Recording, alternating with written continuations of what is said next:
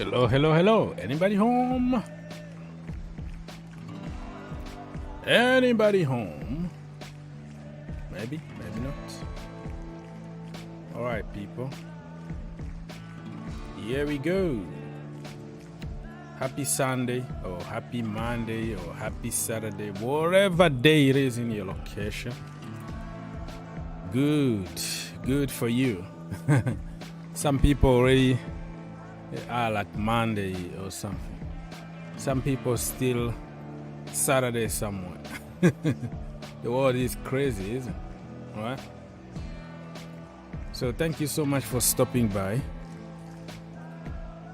I don't know how many people we're gonna have here because we haven't been here for months, for many months now in this channel, so nobody knows that we are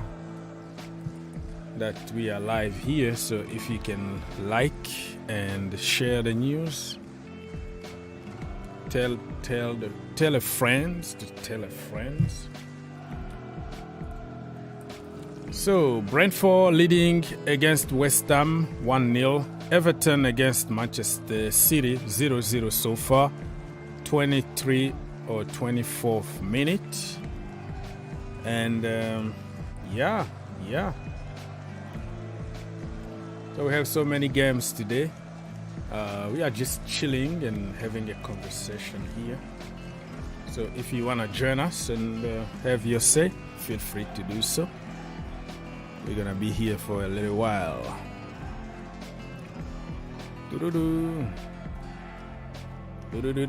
So Chelsea women final of the FA Cup against Manchester United at Wembley Stadium. Full stadium, to be honest, like 80,000 or whatever. Packed really today. What a game that is going to be. Good luck to the girls. Good luck.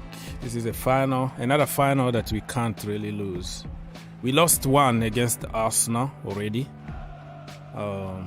in the Continental Cup, which is like, let's call it Carabao Cup in the women's division. So the League Cup we lost against Arsenal this season. It was in January or beginning of February. So we have to try to win this one. So good luck. Let's see what's gonna happen. Let me know if you can hear me and you can see me, people, if you are in the building.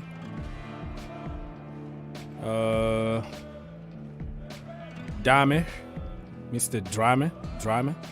Say good luck to the women. Good luck to them. Yes. Yeah, so we're gonna be watching the games and also commenting on the news, on breaking news from all over the world.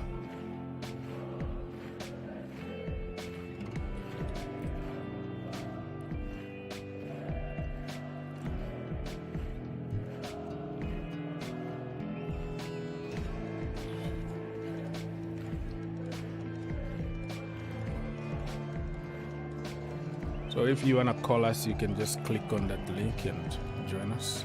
And like I say, I'm not expecting many people because I haven't been here for ages, for a long time.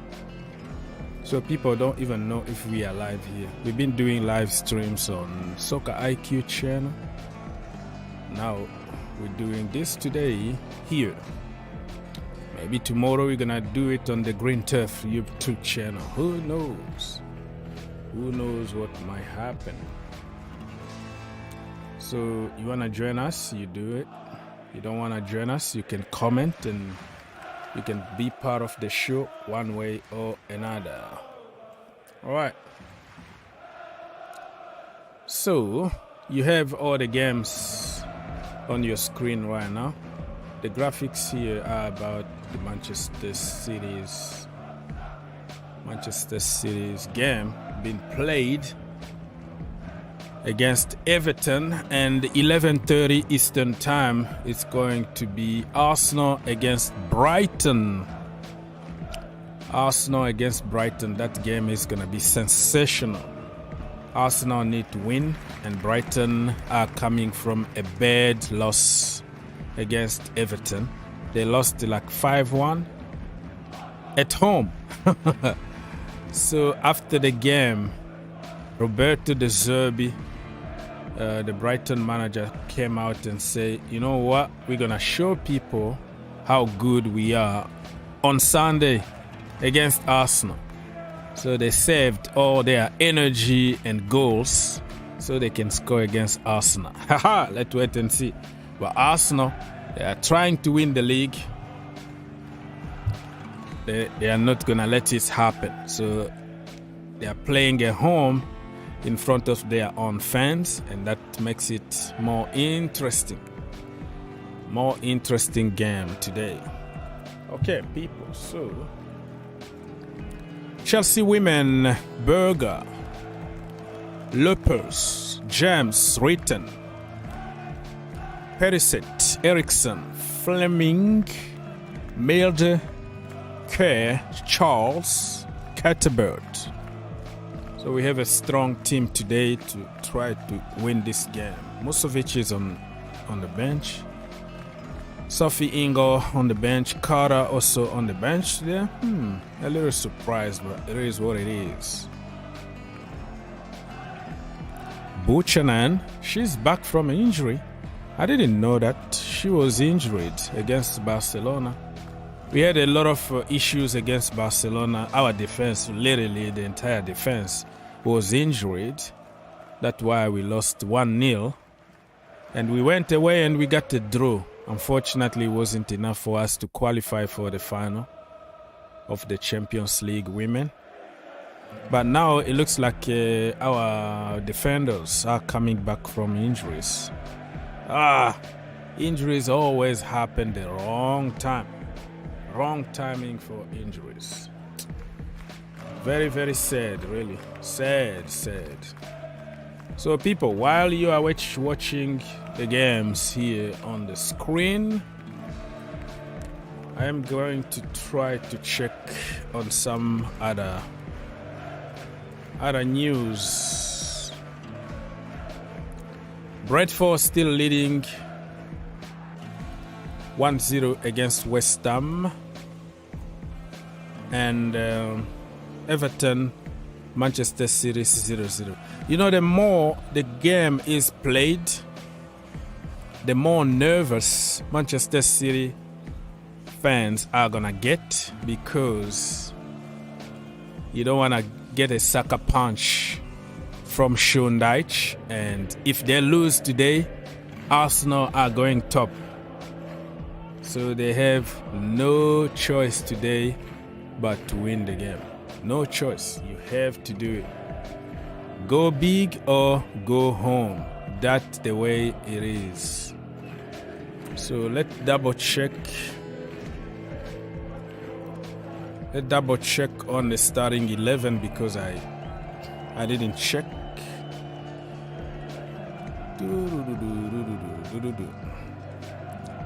So for Manchester City, Edison, Walker, Diaz, Laporte, Akanji, Rodrigo, Gundogan, Mahrez, Alvarez, Foden, and Haaland.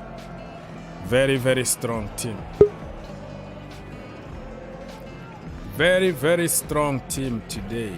All right, let me take Mr. King. My brother, King. Good morning, sir. Good morning, sir. Yeah, I'm so happy with the good news Of Pochettino. Pochettino is in Chelsea. You know, I saved everything you said good about Pochettino. So if we lose a game and you come here to tell me that you never wanted him, get him out. Aziz, I'm driving to your house and we're going to have a talk outside. I'm going to accept the L because, like I said, you when you're replacing a manager like Thomas Tuchel, you need a manager that is going to steady the ship. You need a manager with pedigree that wants something. Pochettino has won a league. Don't forget about that. He has won a league. Yeah. Even Thomas Tuchel that people were claiming. Remember when Harry Redknapp was like, why would you sack Lampard for Thomas Tuchel? That what has he won?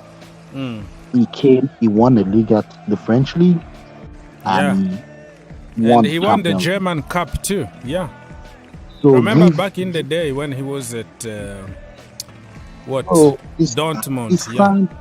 Yeah, because people are saying he doesn't have any pedigree. He has just won a league. So why are we? It's something. It's something because people try. People try to sabotage like the French league or the Bundesliga. Oh, it's only one team there, but you have to do it though. The end of the day, you have to do it. You have to do something, and it's time now. Like I've said, it's time now. Pochettino comes and clear all this dead from the goalkeeper. Today is the reason why I know why we've been using Kepa yesterday was the reason why we've been using Kepa for the whole season. Because of what Mendy did. Okay, so let me tell you something. No, throughout this season, Mendy has been making mistakes. So even under Tuchel. Yes, but to his defense here, I want to defend Mendy a little bit. The guy hasn't played a game of football for more than 4 months. And even when he was fit, he doesn't play. Me and you, we played outside or whatever Sunday league we played. Everybody knows that if you don't play a real game, training means nothing. So it tells you that a competitive game is different than training. And you could even tell Mendy is somebody who is very he dominates the box. That you can't take that away from him. Playing from the back thing, tiki-taka is not his thing. He tried to dribble, he got dribbled. He tried to pass the ball, he passed to the opposition. That we know. But when it comes to old school goalkeeper, like dominating the box, claiming crosses, punching the box, being authority, dominating that box, nobody is like him. He's just like Peter Cech. If we keep it simple, he's gonna do his job. But yesterday he showed you that he's not much ready. He's not match fit. But the only way you can be match fit is to play, is to be there on the pitch and face the reality of a real game of football. So even your car, when you haven't drive a car for 6 months and you're like, okay, so the signal is here. All right, okay, you try kind of figuring out stuff. So I understand what you see, that you see why Kepa being used, but also what I can remind you is we've been losing with Kepa since the beginning of this season. All the games that we lost so far, Kepa was there. So many people online are acting now like, oh, I told you so. I told you so.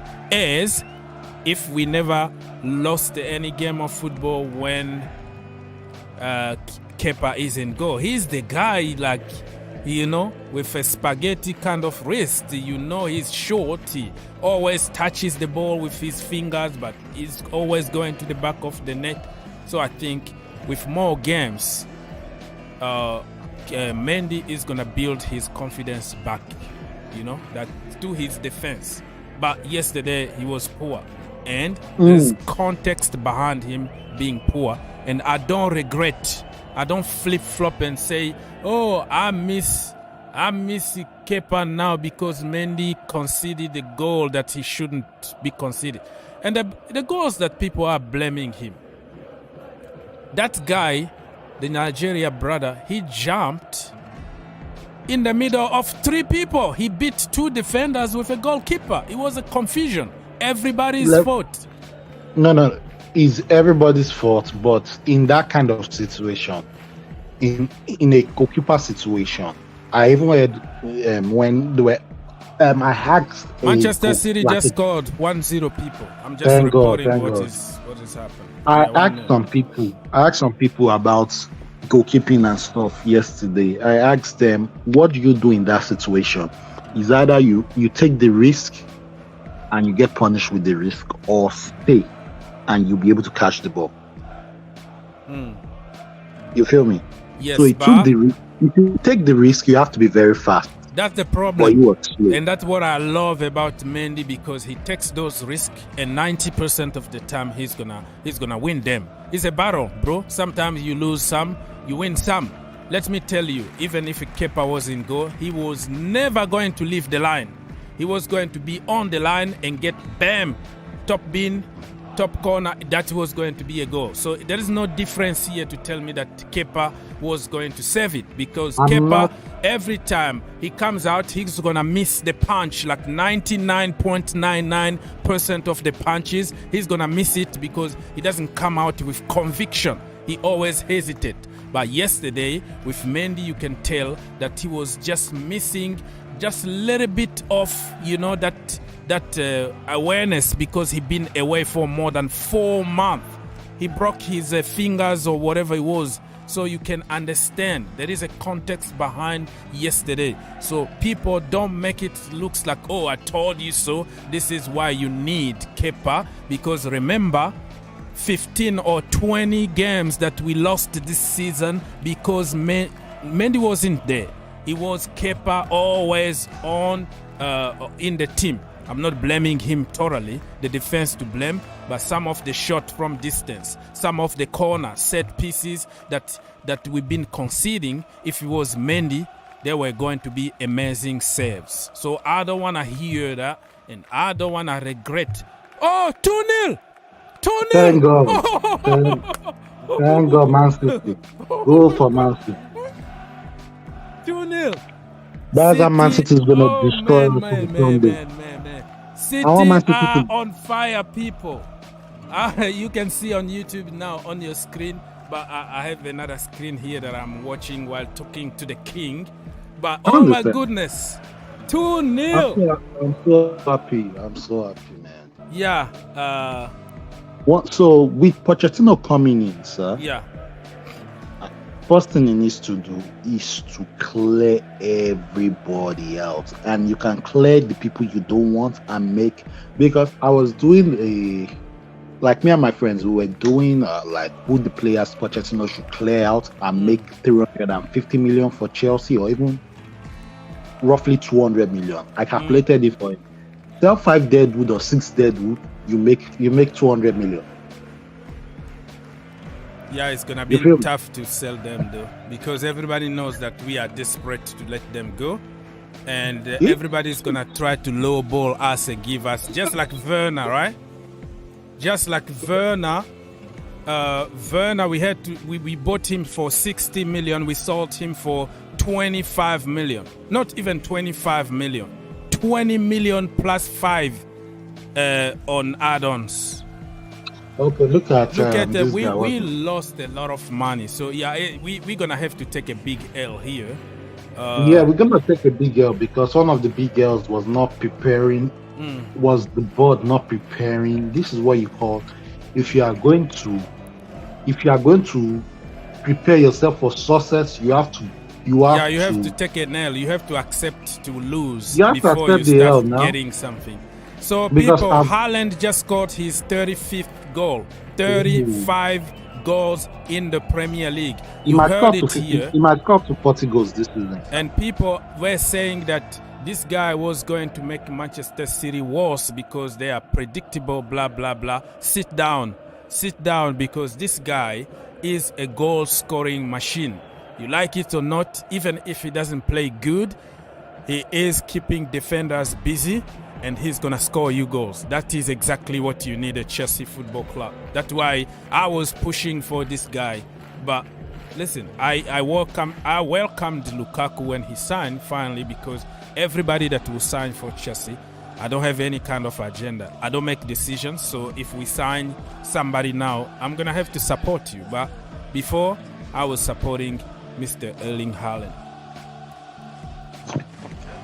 So one other question, sir. Yes, one other question.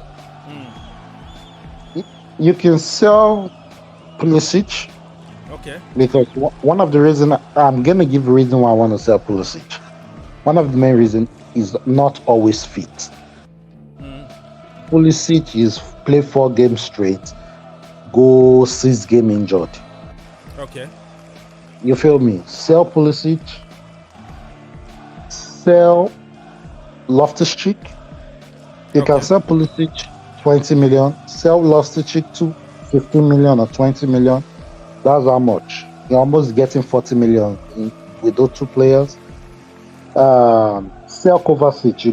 Kovacic is still a world-class player. You can still sell him for 35 million. Brentford, sorry, Bo, I will be carrying you all the time because I have to keep people updated. So Brentford just scored the second goal. So 2-0 for Brentford against West Ham United.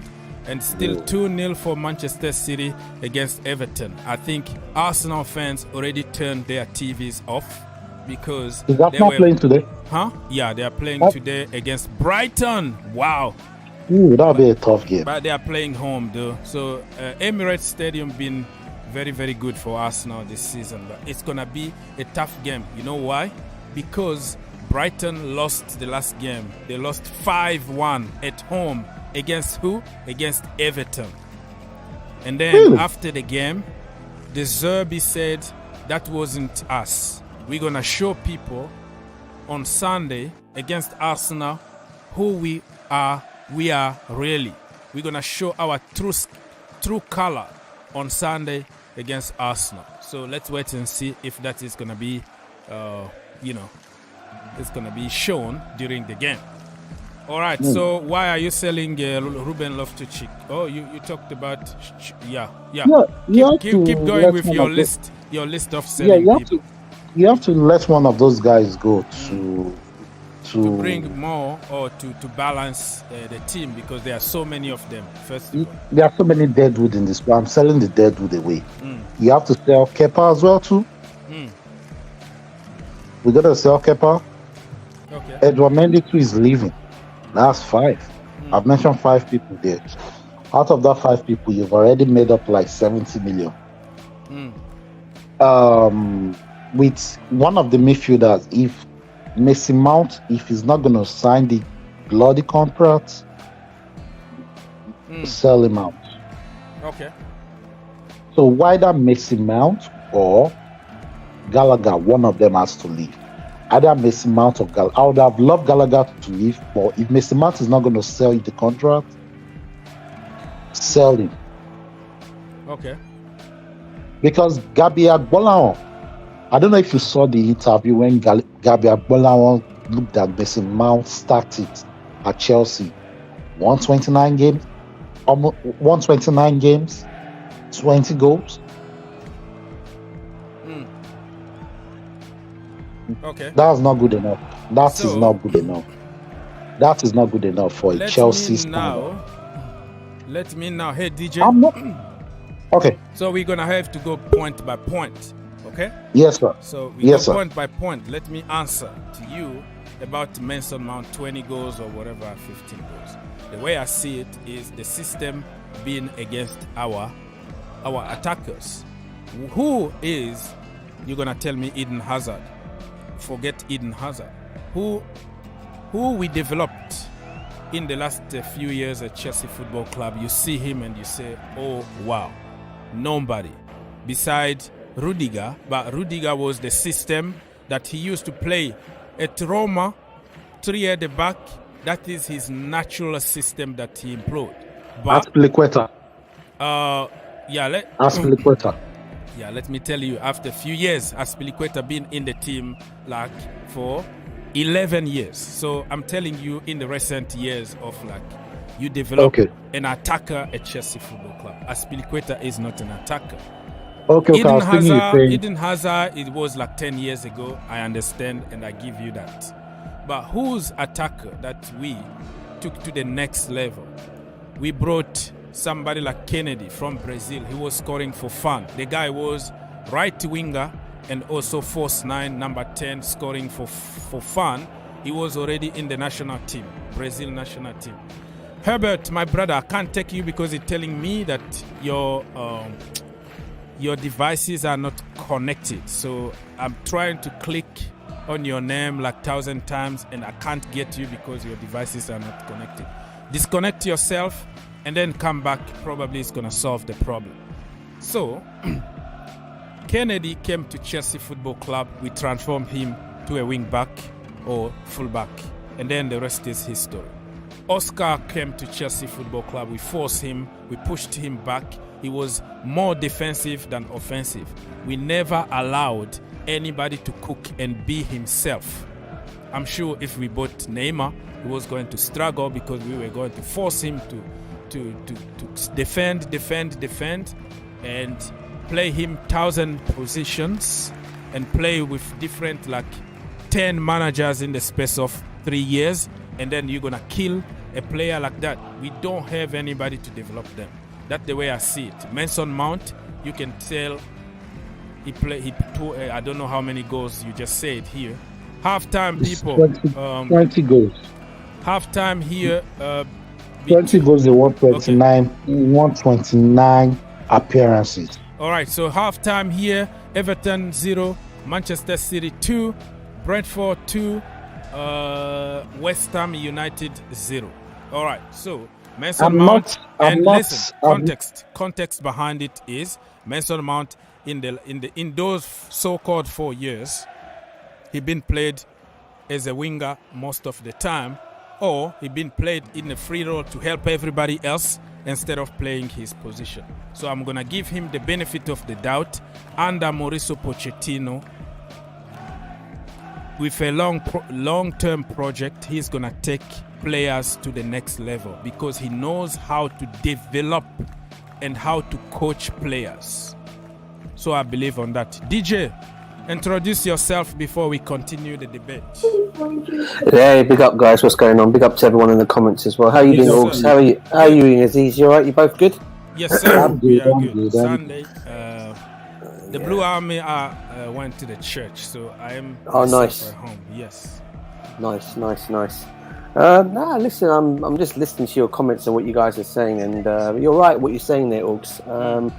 I think what we do is, as a club, I think sometimes fans have sometimes got to realise, and I'm not putting this towards Aziz, by the way, I'm saying just in general, a lot of the times these players that we sign, I think people feel we seem to be a football club that seem to ruin people's careers. Exactly. I mean, if you think about the only player's career we'd never ruined was Eden Hazard's career. He was a player because he never let himself be pushed in. I want to come back and defend like we're doing with these other players now. He said, "This is my position. This is what I do. Either you let me do what I want to do, or just let me go somewhere else." Mm-hmm. Okay. Now, obviously, we all knew that it was never going to happen. Eden hasn't stayed until he stayed. But if you think about even I'll go into an example. Kai Havertz. People moan about Kai Havertz. So people realise what Kai Havertz was doing before he came to Chelsea. Okay, the guy couldn't stop scoring goals for Leverkusen. Timo Werner couldn't stop scoring goals for RB Leipzig. They come to Chelsea and all of a sudden they can't do it at Chelsea. Now, sometimes you've got to ask the question, the managers that we have, or the way we do as a club, are we actually playing these players to their strength, or are we making them do things that they shouldn't be doing? Very good. And people can turn around and say, "Well, you're playing for Chelsea Football Club, this is what you should be doing." No, it doesn't work that way. If you're playing a player in his rightful position, that player's going to cook. It's as simple as that. Simple as that. We don't keep things simple. We don't do it, and we blame them all the time without any context. Yeah. And I've been saying it for a long time, Augs. I've been saying it for a long time, Augs, that our club seems to be the problem in terms of of developing players. Because as much as I love my football club, and you know how much I love my club, I also look at some facts as well. A lot of the times, these players that we sign, they cook everywhere else they go. And when we finally sign them to come to Chelsea, they don't do it at Chelsea. You made a very good point by saying that we looks like we are the only club that buy ballers and make them average, and other clubs are buying average players and making them world class. So and you want to know why they are not cooking? Why do you know why they are not cooking?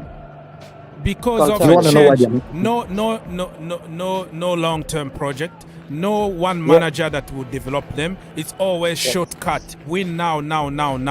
So every manager that will come is afraid because he's going to be sacked if he doesn't win a trophy. And then he doesn't have time to care about people like Kalim Hassan-Odoi. Play him as a wing back and blame him for everything. The kid been killed at Chelsea Football Club. How many Messis, Mbappes and Benzemas we killed at Chelsea Football Club?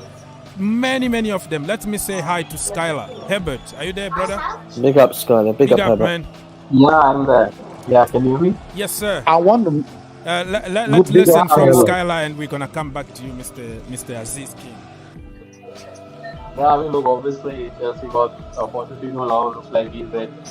I mean, I was just listening to some reactions, and people are saying, he's going to be sacked by January. And some people are happy. I mean, obviously not everyone is sold on Pochettino because of what he did with Tottenham. And say what you want at Chelsea, regardless of you are being in a process and with a new manager, there is an expectation to win some trophies. That culture should never change, because otherwise you become United. I was just thinking about this yesterday. I was literally thinking about this yesterday. I have completed. I'm talking about myself. I've completed literally my 3 phases of life, like high school. I've completed graduation and completed masters as well. And United still haven't won a Premier League. The last time United won a Premier League. That's how bad it is. Yeah, I know what you mean. Yeah. So irrespective of whatever you want to believe, you want to say this is the process. Chelsea fans have to be patient. You still have to win trophies, irrespective of what. Otherwise, you become clubs like Arsenal, United. That's one thing. But look, with Pochettino, at least there is some aim. I'm expecting he has the experience of managing another sort of a top 6 club in Tottenham, so he can do something at least. I don't know if he's going to meet the expectations what Chelsea fans have towards the end, because he might do well, you might be getting top 4, but again, then you will ask, like, where are the trophies? I think that point will come somewhere, and then people will say that he hasn't won anything and he's not going to win anything with Chelsea. I'm pretty sure some point, Chelsea fans will ask that question as well. So, yeah, but step by step, you have to build this right now. I mean, I watched yesterday's game. I don't know, man. I mean, look, I don't want to say this, but I'm actually worried for Chelsea coming to Old Trafford. That's the only thing I can say, because the only thing about United is that we are very good at home, and I think your guys are playing, I think, the second last game of the season. So I'm very. I think we're gonna get a draw. We're gonna get a draw away, and then we're gonna win the last game at the Bridge against Newcastle United. I don't care what people said. That is going to be the last game of the season in front of our fans, in front of our players. Families are gonna come with the kid, wives and uncle and cousins. They're gonna be in the stadium. We're not losing that game. I don't care how good Newcastle is. That is gonna be our final to say goodbye in good terms with everybody. We're not losing that game at the Bridge. We go away at Manchester United. We're gonna draw over there. It's gonna be 1-1.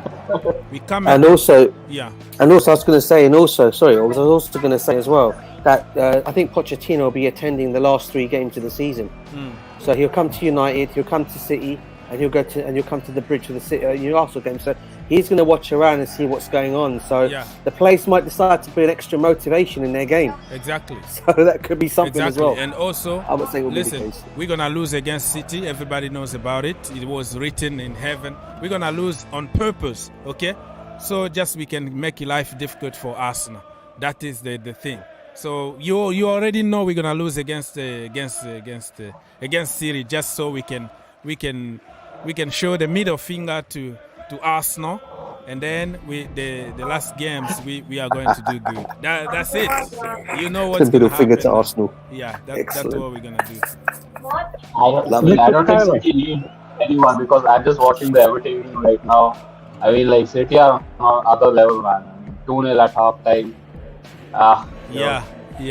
And I don't think they're going to slow down. I think now the second half, what they have to do just to save some energy. Haaland already scored. It's 35 goals this season. This is illegal, and I think they're gonna take him off. Take some players off for Tuesday game in the Champions League. Mr. Poker, are you there? Poker, unmute yourself. No, he's gone. All right. Poker, you come back when you want. Aziz, you wanted to say something? Yeah, I want to say something about Mr. Skylar. He said Pochettino hasn't won something. Have people forgotten he won the he won in French France. League? He won in France. So is the French league not regarded as a league no more? If so, you have need to put respect on the man's name. He has won the French league and he has won the French Cup. That's the respect they need to put in his name. Okay. United, when he was sacked at Tottenham, United fans were fighting for this man to come to United. Yeah. Before they got this coach. When they started Mourinho, United fans, everybody, if I'm sure Mr. Scala was part of the people, getting Pochettino. Before they got Solskjaer. Ten Hag. Solskjaer. Oh, okay. Yeah, before everything went wrong. When they sacked Solskjaer, they still wanted Pochettino. Before they got the former coach, before Ten Hag came in. So, Ole Gunnar Solskjaer. Okay. All right. So people should stop saying, "Oh, Pochettino." He has won the league. He has learned. He knows his mistakes. He has coached a big team. He knows what to do. He has coached world-class players. Now he knows what to do. He knows how to. Because it's time now to let them talk. It's time now for him to prove people wrong and prove me wrong too. Because I was one of the people. I'm not gonna flip-flop. I didn't want him, bro. To be honest with you, I didn't want him. I didn't want to even hear his name. I was associating him all the time with Tottenham and PSG. I was angry. But me too. The end of the day, bro, I have to keep an open mind and give him the benefit of the doubt. You know what I mean? Yes, sir. So I'm not going to just lead agendas here, Pochettino. No. I am going to support him and let's see how it goes. Oh, yes, sir. And I'm going to say one thing. I explained it. The reason why Chelsea don't score was because we play horizontal style of football. Every time we're playing horizontal style of football, we only attack from the right side. So it affects the strikers. You understand what I'm saying? Yes, sir. Anytime the striker is free, we don't pass the ball to him. Anytime one of the players are free, we don't pass the ball. So to create opening, we don't do that because we play too horizontal. And that's the play more vertical, right? Vertical, we must go direct. We've never gone that.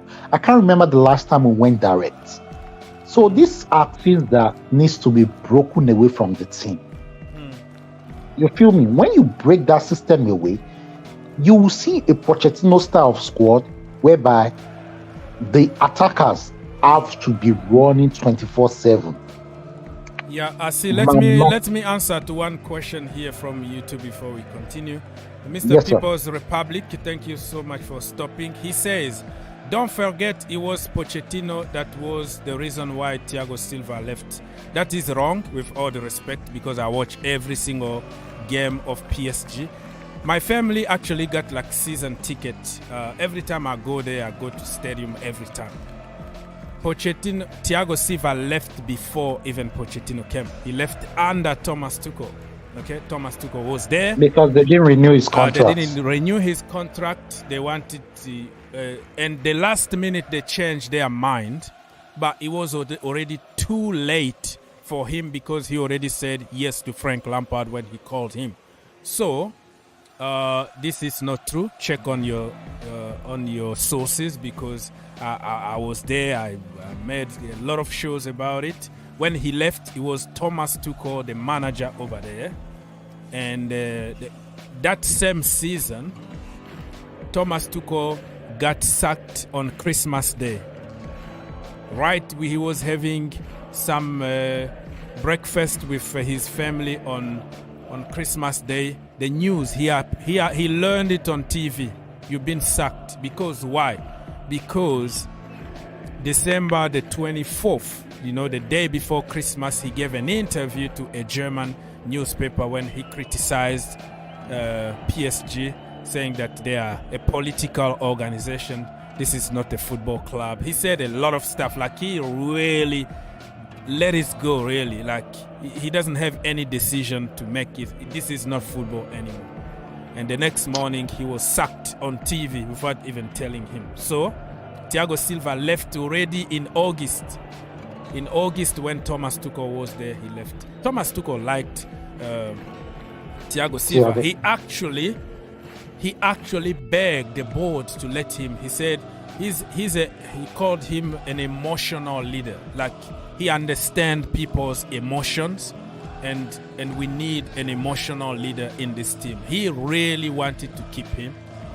Unfortunately, They let him go. They changed their mind the last minute, but he already agreed terms with Chelsea. But God is God.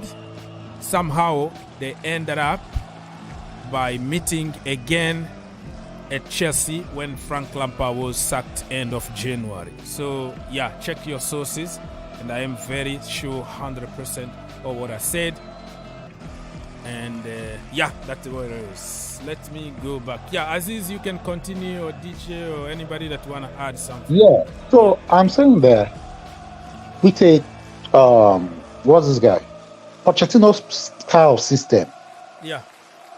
Anytime we're attacking, it's gonna be two attackers up front. Your number 8 is going to end up joining your striker to cause confusion in the opposition defense. That's why I said this system is going to benefit your boy Mason Mount. But you wanted to sell him because he only scored 20 goals. That's what you say. I was quoting what Gabi Agbola once said. He said 129 games, 20 goals.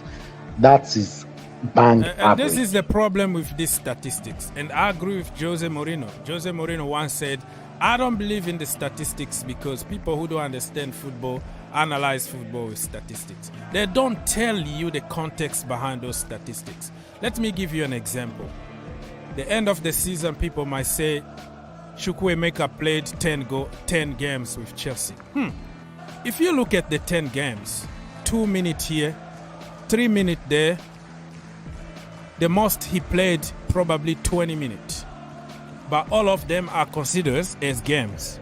How the hell are you going to consider 5 minutes, 2 minutes as a game of football? And people are going to bring stuff. Oh, but you see this. That is the proof that people are going to bring. And today, just because the new generation don't watch 90 minutes of football, they rely on those internet statistics to make their opinions. How many minutes he played? What position he played? What situation he came into? We were losing games or we were winning, or what happened when he came on? So you have to watch the real game and analyze the entire 90 minutes instead of analyzing the few minutes that been here. The position, what position? Mason Mount been playing for almost 4 years out of position. This year he didn't play even a lot of games. He been injured or benched because of contract situation. They are lying to us about, oh, he got an injury and all that. So all these people will pull some statistics at the end of the season and say, oh, Mason Mount played, he didn't score this. That is too black or white. There is context behind everything in football. That's what I wanted to say. Bobby in the building. But one question. Sir. Yes, and then we're going to move to Bobby. Yes. Most players, this was really, I'm so angry about Chelsea there. Most players, if they want a new contract, that's when you see the best of them. But even when he wasn't injured, he was one of the bang average players in the squad, or even terrible players in the squad. That's why I just want this season to end, and I'm going to forgive every player this season, because I expected, if you are going to play for Chelsea, I expect you to have a high standard. You understand what of playing? Sir. But even when we're taught under, you try to focus on Mason Mount and Conor Gallagher, which with obvious reason, because they are I'm not focusing somewhere. on them. The problem I'm telling you here is, like the entire team being bang average. You will play in the bang average team, you're gonna be bang average, and I disagree, sir. I disagree. And especially when you play out of position. Okay, let me give you an example. Do you see how we are killing Enzo Fernandez at the moment? Because who is helping him? What position he's playing? We are playing him from deep position. Are you telling me that we are getting the best out of Enzo Fernandez? That is just an example to tell you that the entire team, you can't just point Mason Mount or another kid from the academy, but the entire team been suffering. The defense been awful. The goalkeeper, Kepa or Mendy, all of them are conceding stupid goals. And you're going to just point one person to say he need to save the entire team? My brother, that is not football. This is a team. I will tell you something. Shall I say why I said I disagree? This same Chelsea 2015-16, Willian was our savior.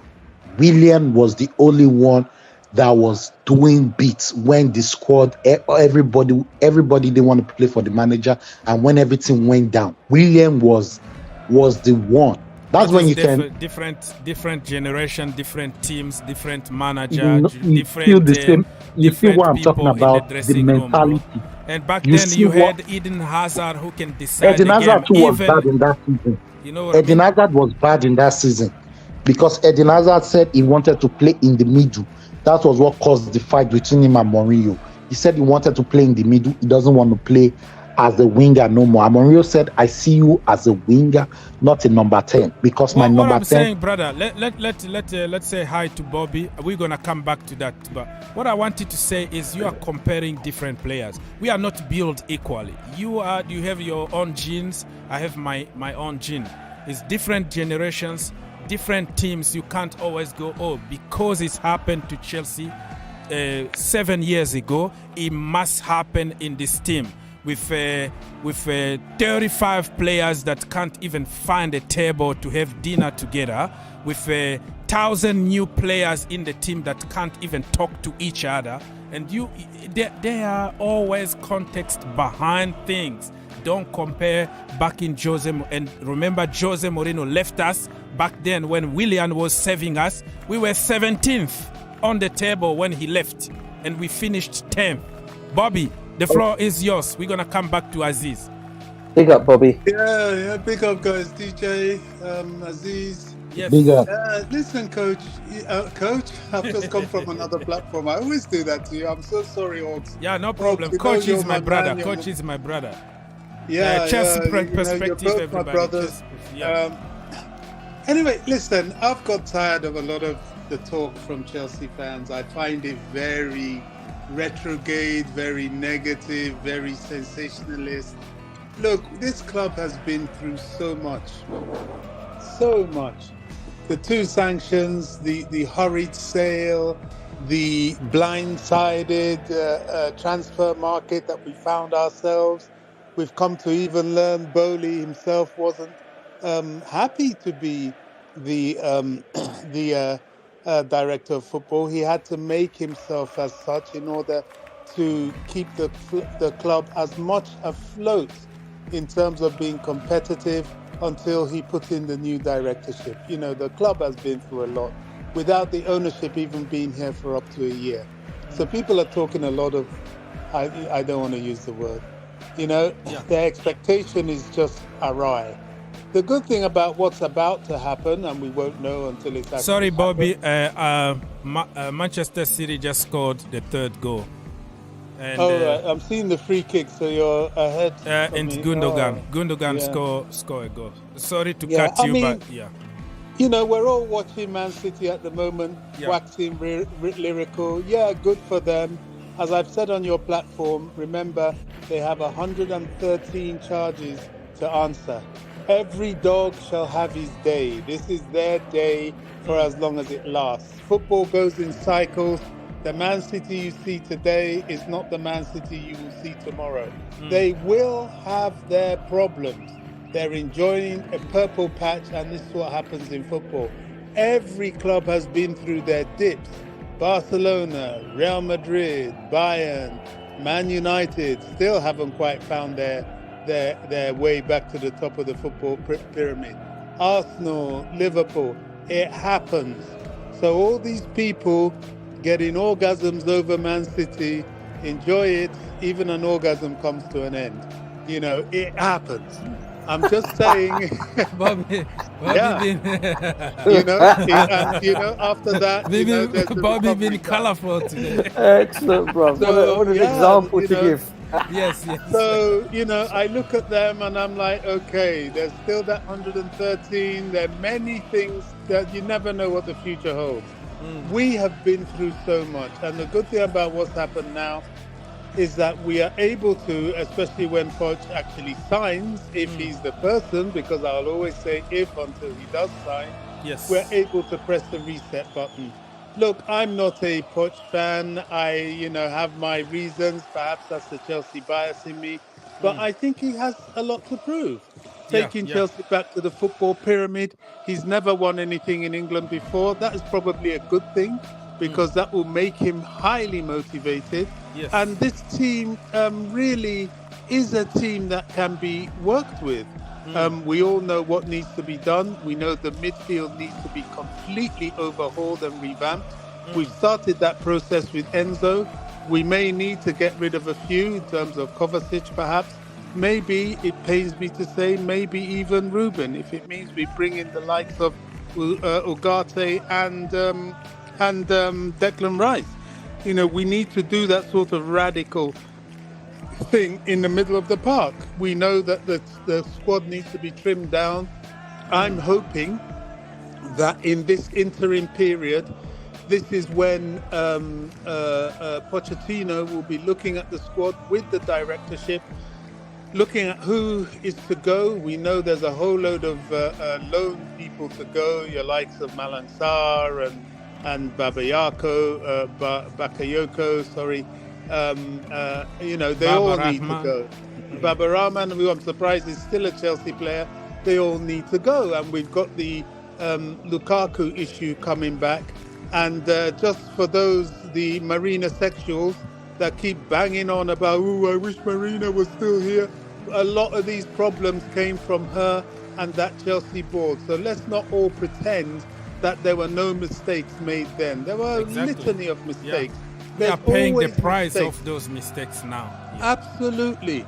There are always mistakes in a football club. The issue is the balance between mistakes and success. These guys have come into a very difficult situation and they've started off making mistakes, which they are not denying. Now, let's see how they go around to rectifying it. We have an opportunity to stabilize the club. We have an opportunity to work on the conditioning of the club. People like Mason Mount, who we hope he stays, Reece James, even N'Golo Kante himself. They're off now. This is an opportunity for them to get fit and ready for pre-season conditioning. It is a long way to go.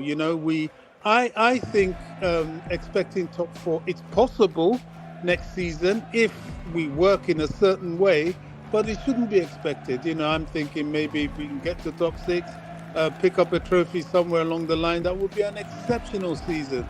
But we must be patient. We must be gracious in the way we attack our owners, in the way we attack the structure of what they're trying to do. They put their money where their mouth is. They bought the club. They spent on players. They're still going to spend on players, and then they're going to spend on a new stadium as they have promised. So, and not to mention the other aspects of the plan that they're putting in place. They're working at 100 miles an hour in 100 meters, which means sort of a short space of time. So, we've got to just support the club. I'm skeptical about Pochettino. But once he steps into Chelsea, I will be in front of the cheerleaders supporting him because I want my club to do well. Can he do it? I think he can. Will he do it? Well, that's left to be seen. That's true. That is true. So, people, let me just remind you what is happening. Brentford 2, West Ham 0, Everton 0, Manchester City 3. Arsenal and Brighton are going to play 11:30 Eastern. Still 0-0 between Chelsea and Manchester United in the FA Cup final. Women, I'm talking about here. Chelsea women are playing a final at Wembley. It's full stadium, sold out stadium. So fingers crossed, let's hope that we win that trophy today. And that is what is happening and nothing else. Erling Haaland just scored his 35th goal. That is completely illegal. And I think Pep Guardiola is going to take him out just so he can save some energy for Tuesday against Tony Rudiger. Rudiger put Erling Haaland in the pocket. And the second half is going to be, I think Haaland is going to take it personally. And he's going to try to destroy Rudiger and Real Madrid. Just watch. Watch what's going to happen. He's going to get his revenge. All right, that is about it. I just want to add, in terms of goalkeepers, I hope we get Emi Martinez. I think he'll be so good for Chelsea. In fact, his age is correct, because if we get him at that age, that means we can keep Gaga Slonina, because he's the young goalkeeper coming up, and Bertinelli, who's happy to be the number 3, and we can happily get rid of Kepa and Mendy, because they're both not good enough for Chelsea. But Martinez, how good is Martinez with his feet? Because it looks like that is the new trend now. You have to be a ball-playing goalkeeper thing. People have said that, and to be fair, I haven't particularly, watched him for that. But this is a goalkeeper that played for Arsenal. Maybe because of his feet, they got rid of him. I don't know. And he plays for Argentina. These are not teams that don't play technically. So I'm not sure if that disqualifies him. Well, so be it. But he's such a good goalkeeper that I respect that, because even after we went for Mendy, I made a few videos in the same channel here saying that we should try to go for Emi Martinez, because back then he was going to leave Arsenal for about 20 million. And I made a few videos like, hey, I remember. Yeah, like Peter Cech is a friend with him, because they used to play together at Arsenal. Why can't you try? But if he's old school, if we bring another old school goalkeeper, I would prefer to keep Mendy, and that is just my opinion. Because if Mendy can be a Peter Cech and not try to be Edison or Neuer, and then he's good. Because old school goalkeepers, nothing wrong. It just, modern football is just like you have to play from the back thing. But if we can keep him, Peter Cech is one of the best goalkeepers in the history of our club. But he was old school. He could, he could touch the ball with his feet. But he's in the Hall of Fame because we kept it simple. You do what you do as a goalkeeper. And if Kepa, we know that he can play from the back, but a lot of issues when it comes to long shots and set pieces and claiming crosses and punching the ball, releasing the pressure, that is not his thing. So are you going to keep somebody just because he can pass the ball to somebody who is close to him? I don't think so. But another problem we might have with Kepa, who's going to pay him the money that we are paying him. That is going to be probably send him on loan and pay half of the money that he's on until the end of his contract. We don't know. But next summer we're going to have to make a decision, take a lot of L, We're going to lose a lot of money. We have to terminate certain contract and say goodbye, forget about it. And because how are we going to sell? Definitely in the likes of Lukaku and Aubameyang, we probably have to just terminate. Yeah, and Bakayoko also. He's coming back still like, I don't know, 1 or 2 years, I don't know. Baba Rahman. People less that. Than a year. Yeah, Baba Rahman, yeah. There's a lot of L's to take, even Malang Sarr. So if you're going to terminate Lukaku's contract, don't you have to pay him off? You can make a deal. That's what we're saying, isn't it? Yeah. You can make a deal. Instead of paying him his entire contract, you can be like, hey man, listen, let's find a common ground here. You want to go, you don't want to play here. We want to just free you. You can have sign-on fee where you're gonna sign. You're gonna be a free agent. Let's cut a deal here, give you such, and then leave. That's how Arsenal got rid of Ozil, and they got rid of Aubameyang and other players like Guendouzi or whatever. But do you think Lukaku will want to leave the big wages earning at Chelsea? Well, the only way Lukaku stays at Chelsea is if he swears his allegiance to Pochettino and the club, and really backs down. I don't trust him. I don't see him doing that after all he So said. if Lukaku scores 20 goals for you next season at Chelsea, will he be forgiven? Well, that means he's stayed at the club, and that means he's done a lot of grovelling. That's the only way he can stay at the club. And you know, Okay. football is a very fickle sport. If you're successful and if you're scoring goals, fans will tend to overlook a lot of things because you're doing your job. True. You know, so in a way, yes, is the answer to your question. But will he do that? You know, Lukaku is a very proud man, and he's also a very manipulative man. You know, he tried to buy favour with Inter fans. Now, will he turn around and try and buy favour with Chelsea fans? Will the fans believe it? Will he be able to score 20 goals a season? Will he stay fit with his weight problem? There's a lot of ifs and buts, which takes me to the conclusion that they'll just buy him out. He scored 2 goals yesterday. Oh my goodness.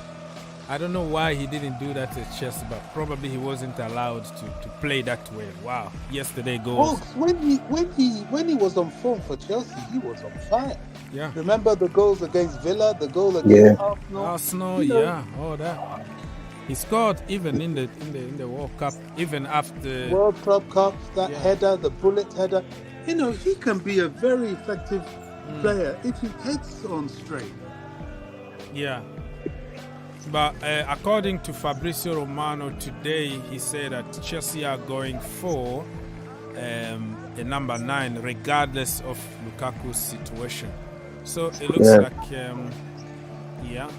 looks like it's not sure. The thing of all is, I think that the strikers that have been mentioned, Augs, have been mentioned with Chelsea. I do believe are 3 of them, and that's Victor Osimhen, as we know. The other one is Lautaro Martinez. Is that him? I forgot about him. So he had another one to the list I was going to say. Lautaro Martinez. You've also been linked with Dusan Vlahovic. There's another one that's been mentioned, and the other one. The surprising Ivan Toney. No, Ivan Toney. Ivan Toney has. I've seen that as well. I mean, there's so many. I mean, there's several strikers that you mentioned, and the surprising big one of all, and I don't think it's going to happen, is Harry Kane. I think it's not going to happen. I don't think he'll come to Chelsea. No, it won't because of the Tottenham. Chelsea. Because of Tottenham, Chelsea. Yeah. That's a very. It's good. Tottenham, Chelsea, and you know, Levy is not going to sell Harry Kane less than 180 or 200. He's going to try and negotiate that price because he's going to add the contract Harry Kane just signed. Because Harry Kane, he just signed another contract. Yeah, he signed a contract ending of last season. Did he? Has he signed? Yeah, last season. Yeah, he signed a contract last season. Remember when they were? I didn't know that. Yeah, he signed a contract last season because his contract was almost ending when they were thinking, is he going to go to Man City? So, sorry, he signed another. West Ham just scored 1, so Brentford 2, West Ham 1. All right. Keep going. So he signed a contract with them. So that's my own problem with Harry Kane is: do you want to win a trophy or you just want to be known as a legend at Tottenham? Or you just want to only break records? That's my problem with him. He doesn't have. Harry Kane is a world-class striker, but he doesn't have that dog in him. He doesn't have the dog in him that I want to go out and win trophies. But you know what, though, Aziz, having said all that, Alan Shearer did something similar, though, in his career, didn't he? I mean, so where did he take Alan Shearer to? Where has that taken? No. That's my point. Let me finish my point. I was going to say it doesn't seem like they don't seem like they really care because Alan Shearer's thing was to break that record at Newcastle. He wanted to break. I forgot who the striker was, whose name it was. It doesn't come to me at the moment. He wanted to be the all-time scorer to break that record, and he did that. Malcolm McDonald. Thanks, Bobby. Yeah, so he broke that. So for him, winning a trophy didn't really matter because Alan Shearer will be remembered for his Premiership title he only won with Blackburn when it was him and Chris Sutton. I do believe up front that time. Was it 1990? What was it? 1994? 95. That's what Alan Shearer's going to be remembered for. You look back on his career, but he didn't care. It seems about other trophies. I mean, if you think about Alan Shearer, he could have gone to Manchester United. He turned them down.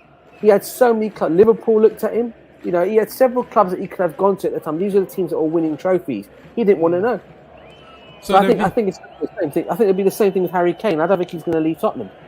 Yeah, so the VAR is still checking on this goal here from West Ham, so we don't know if it's gonna stand. It might cancel, but they might cancel it. But it's still the VAR checking. Yeah, go on.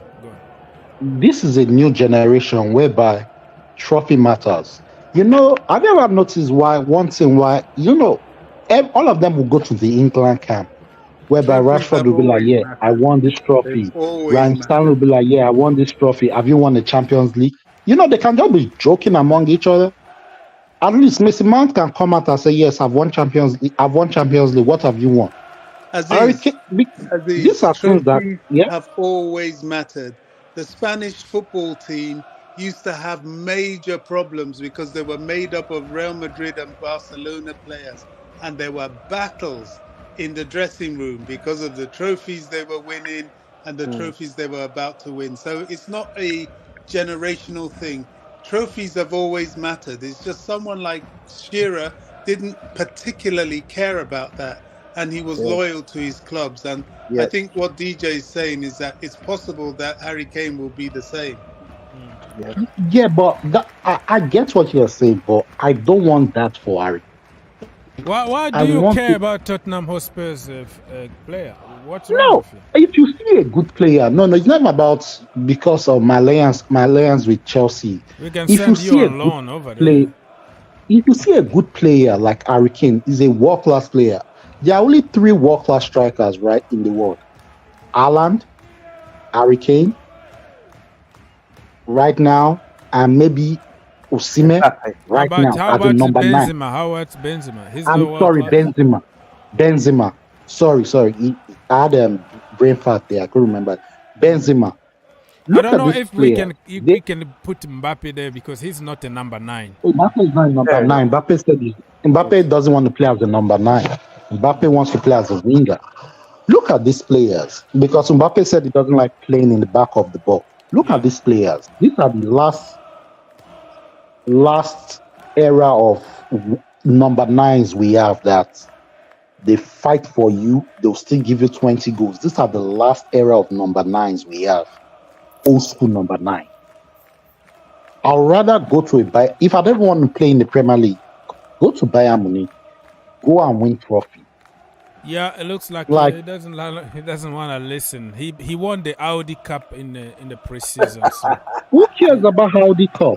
If I'm a player, like I was telling one of my friends for Victor Osimhen, I was happy for Victor Osimhen to break all the records in Italy, and I said to my friend go back there and do what George Weah even said it. Go back there and do what George Weah did at AC Milan. Oh, you're talking about President George Weah? Yeah, the president of Liberia. Okay, he used to play for Chelsea too. Yeah. What a player he was, by the way. What a player. They call him Uncle George, Big George. Yes, so what is the point you're trying to make here, my friend? What the point? Don't leave. You've already broken the record. Go back there and win more trophies. You feel me?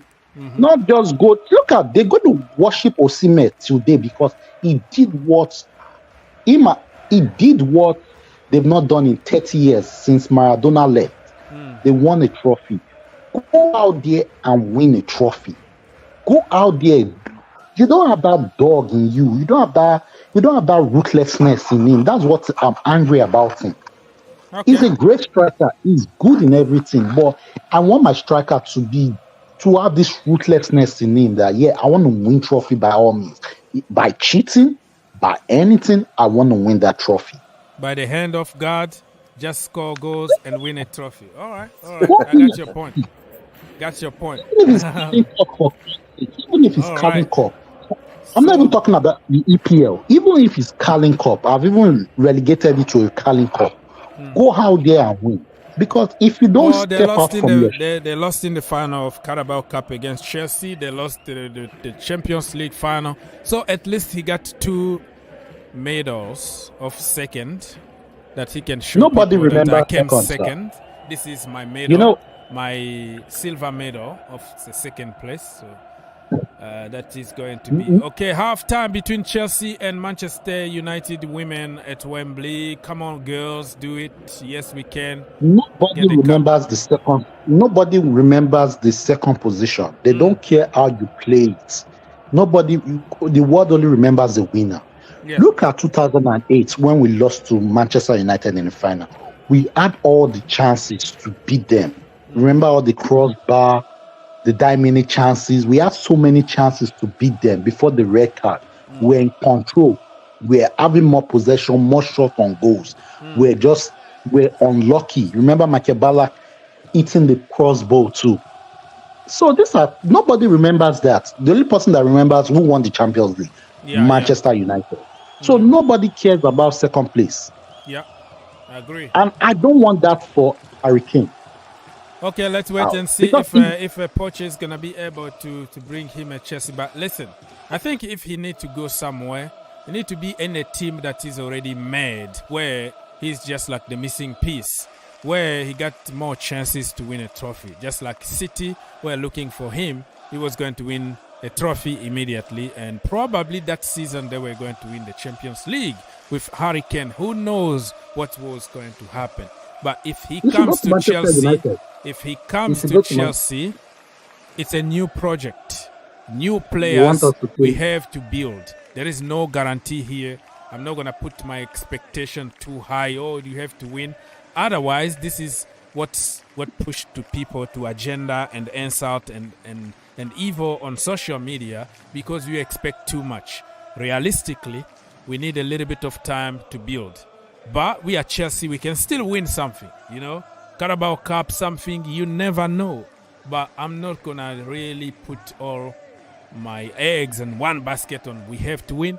I am going to give it the benefit of the doubt and support no matter what's going to happen, because it's a building phase. So if Harry Kane come to Chelsea, he will be thinking, we are not ready to win yet. We might win because we are Chelsea, but not a guarantee. You go play for Thomas Tuchel in Germany, Bayern Munich, you're going to win something. PSG been looking for him too. You go there, you play with Mbappe. Neymar is leaving. Messi is leaving. Mbappe is going to be the big guy over there. You are the big number 9 in front there. You win 3 trophies in the pocket already before even the kick off the ball. And then you're going to fight also for the Champions League, because there are not so many big egos, big personality in the dressing room. It's Mbappe, the main guy. You are the big number 9, but not like ego. And Harry Kane can also contribute to the game. He can defend. He can drop back and help all the time. So it's going to be probably a perfect fit for him to push a little bit in the Champions League and then win 3 trophies in the pocket. So Germany, for me, he need to go play for Thomas Tuchel, or he need to go to PSG, so he can start building some trophies on his record. But Chelsea, no, goodbye. And Levy is not going to sell to us. Imagine Luka Modric. He even went to meet Roman Abramovich, I don't know, in Monaco somewhere. But he ended up by going to Real Madrid. Levy said, no, it's not gonna happen. I'm not gonna sell to you. So I don't think he's gonna sell to Chelsea. That is just my opinion, but anything can happen in football. Anything can happen. Bobby, what is your dream number 9 for Chelsea Football Club next season? Excuse me. No problem, bro. Drink some water. DJ, what is it? For me, yes, I would look at Ivan Toney. And then my actual dream number 9 would be for Chelsea to make a courageous bid for Julian Alvarez. He's wasted at Man City. He is the perfect striker with Chelsea. He will never play ahead of Haaland. I know they gave him more money to bribe him to stay, told him they're going to play together. No, it's not going to work like that. Okay. He needs to come to Chelsea.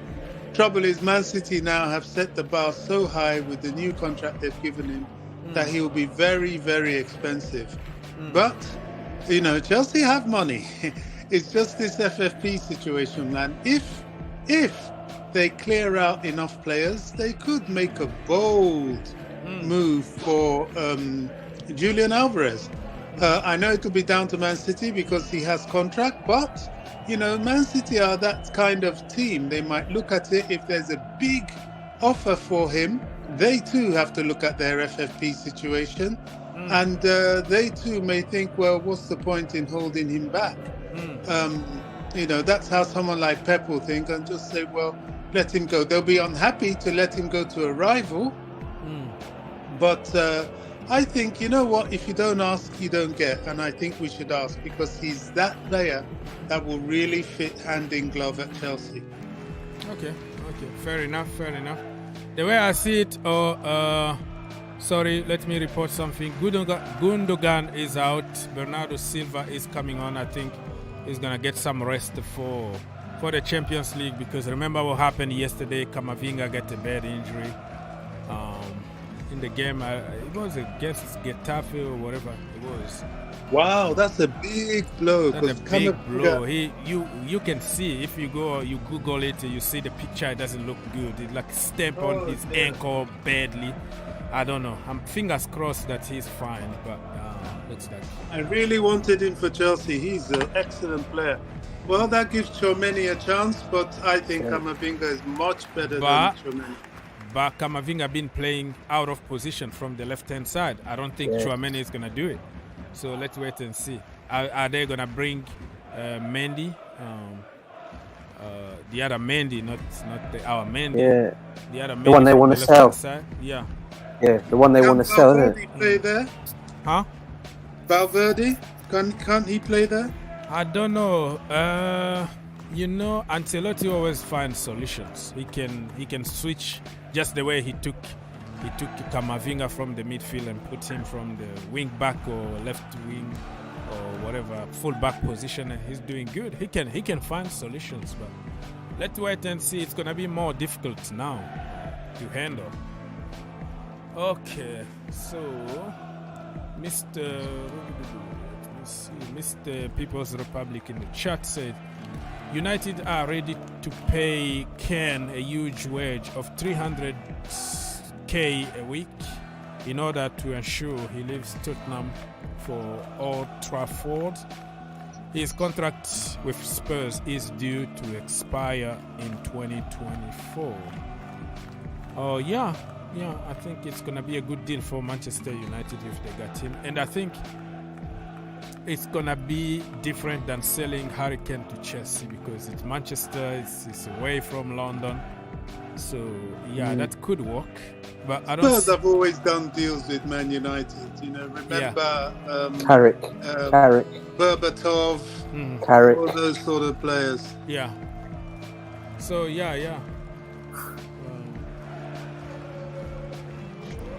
Kane is gonna flop there anyway. He's getting too good. It's gonna flop. Man. Oh right, I think he's still. No, Kane going to Manchester United is going to take Man U to the next level. He's going to flop. The guy is losing a lot in his game. He's going to flop at United. United have already a lot of old players, and he's just going to add to the passengers there. You watch. They have to sell somebody like Martial. Martial's still injury prone. Martial, yeah, he is, isn't he? He scored yesterday, didn't he? Did he not score yesterday? He's injury prone. That's the problem, though. Yeah. No, I was going to say, you were asking. That's why I want Kane to go to Man United. I really do. I want them to spend a lot of money on him. Let him go there. How much do you think he'll go for, Bob? How much do you think he'll go for? How much do you think they'll sell him for? Maybe about 120.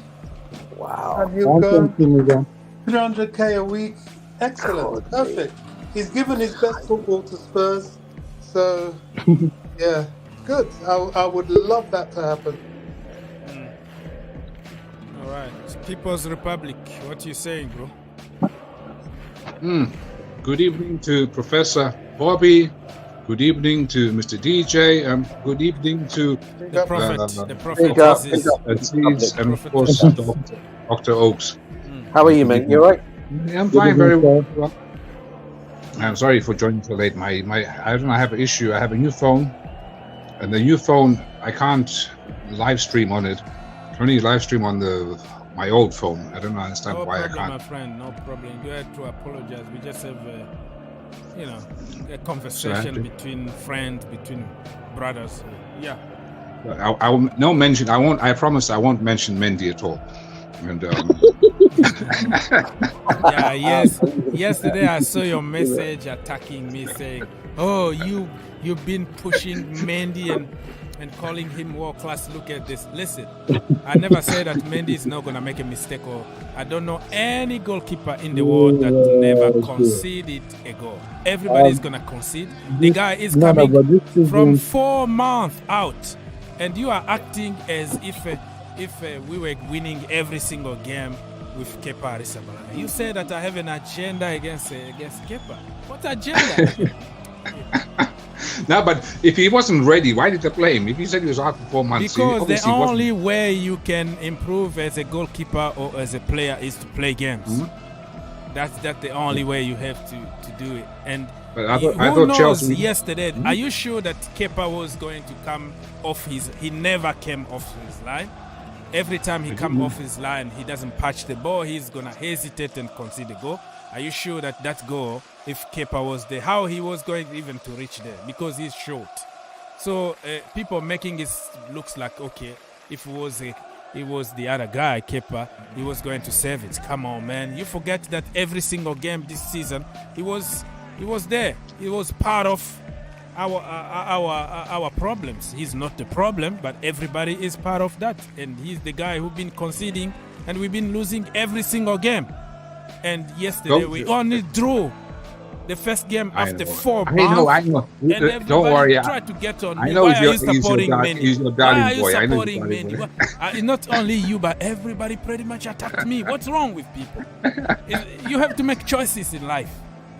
But question to you. Now you said he has to find form and all that. I agree. But I thought traditionally Chelsea always sent their players to Vitesse Arnhem in Holland to go and find form, to find their feet or whatever. Don't we do that anymore? Vitesse, you're talking about? Back in the day, so you wanted to send Mendy to Vitesse? But I thought do we have any of Chelsea players there, or we stopped sending players? It looks like we don't have the same deals we used to. It used to be like Abramovich's second team or something. I think exactly. No more deals with Vitesse. It used to be really like our B team. Now I think Todd Bowley need to go and buy them. Where are all the Chelsea players which has farmed out? Where are they all stationed? I think they're going to start sending them to. Orgs may correct me on this one, but I think hasn't Todd Bowley gone in for Bordeaux at France? Club Bordeaux? Yeah. So there might be a possibility that next season our players may end up going down there, or there's a club in Portugal that he's looking to buy as well. I can't remember. Todd Bowley. I can't remember which club it is. I've got to confirm it. That's another club they're looking to maybe look into buying, and they're also looking at Brazil clubs as well to farm out players. So yeah, we could have a good connection with the Portuguese, Brazilian league and the French league next season in terms of getting players in. But as and when these get done, obviously nothing's been mentioned of it yet, but when they do get done, hopefully it'll be very soon. Yeah. Good question. If I'm not biased towards Chelsea under Abramovich, remember he wanted to buy CSK Moscow, and they said a club owner can't have two clubs. When did they start allowing that a club owner can have two clubs? You can find the loophole somewhere, because the Red Bull Group found a loophole to play all their teams in the Champions League. It's money talks, bro. But I'm afraid at some point they're gonna close it because it's Chelsea. PSG now got other clubs, other small clubs in Belgium and in Spain. Manchester City got more than 10 clubs around the world, Australia, South America, Europe, and even in Italy. I think Parma or Palermo, something that they just bought. But I'm afraid they're going to close that and call it loophole. Remember when Chelsea started giving people like 7 years contract and, oh no, this is bad, it became illegal. Hello? All these years it was there. It was there. Nobody wanted to use it, and we want to use it. Oh, this is a loophole. You have to close it. So Todd Boehly needs to go very fast and do it now, because I'm afraid it's gonna change. It's gonna be, oh no, that is a loophole now. But City and other teams, and it is what it is. But Augs, I always thought though that maybe you can correct me on this one. I always thought they can have other clubs as long as they're not in the same country. Before it used to be like because it's gonna be conflict of interest in the UEFA competitions. Like, let's say your two teams are in the Europa League and they have to play against each other. Who's gonna win? It might be some interest here. Okay, let this team win or something. So I see where this is, but I think use the Red Bull group found a way to play Salzburg and Leipzig in the Champions League. So why not other teams? That's my point. That's because Red Bull is a huge sponsor. Don't they sponsor something there? So they pump money. They're worth billions and billions. So you want to get them as a sponsor. Usually they sponsor Formula One. They sponsor other sports. So you want to preferably get their money. So you bend the rules a bit so that you make them happy. So otherwise, you're not going to get their money, isn't it? It's all about money in the days. Nothing else. Money talks.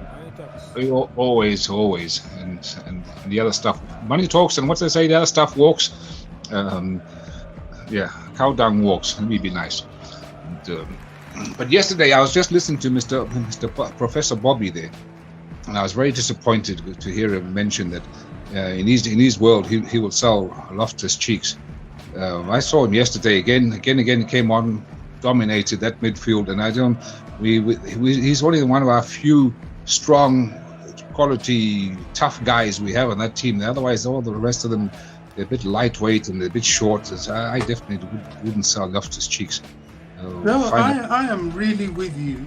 Ruben is my boy. Everybody knows. I stand up for Ruben almost to my detriment. But why I said that is that it's quite clear the midfield is going to need a complete revamp. And in the process of that, if we're looking at FFP and we're looking at some midfielders that may cost an exorbitant amount of money, we may need to offload certain players that we normally wouldn't, like Ruben. But no, we don't need that much in midfield. Cover is bound to go. So we probably just need about one more player. And that means that Ruben doesn't have to go. But if we're going to get two players, then we might have to bite that bullet. That's all I said.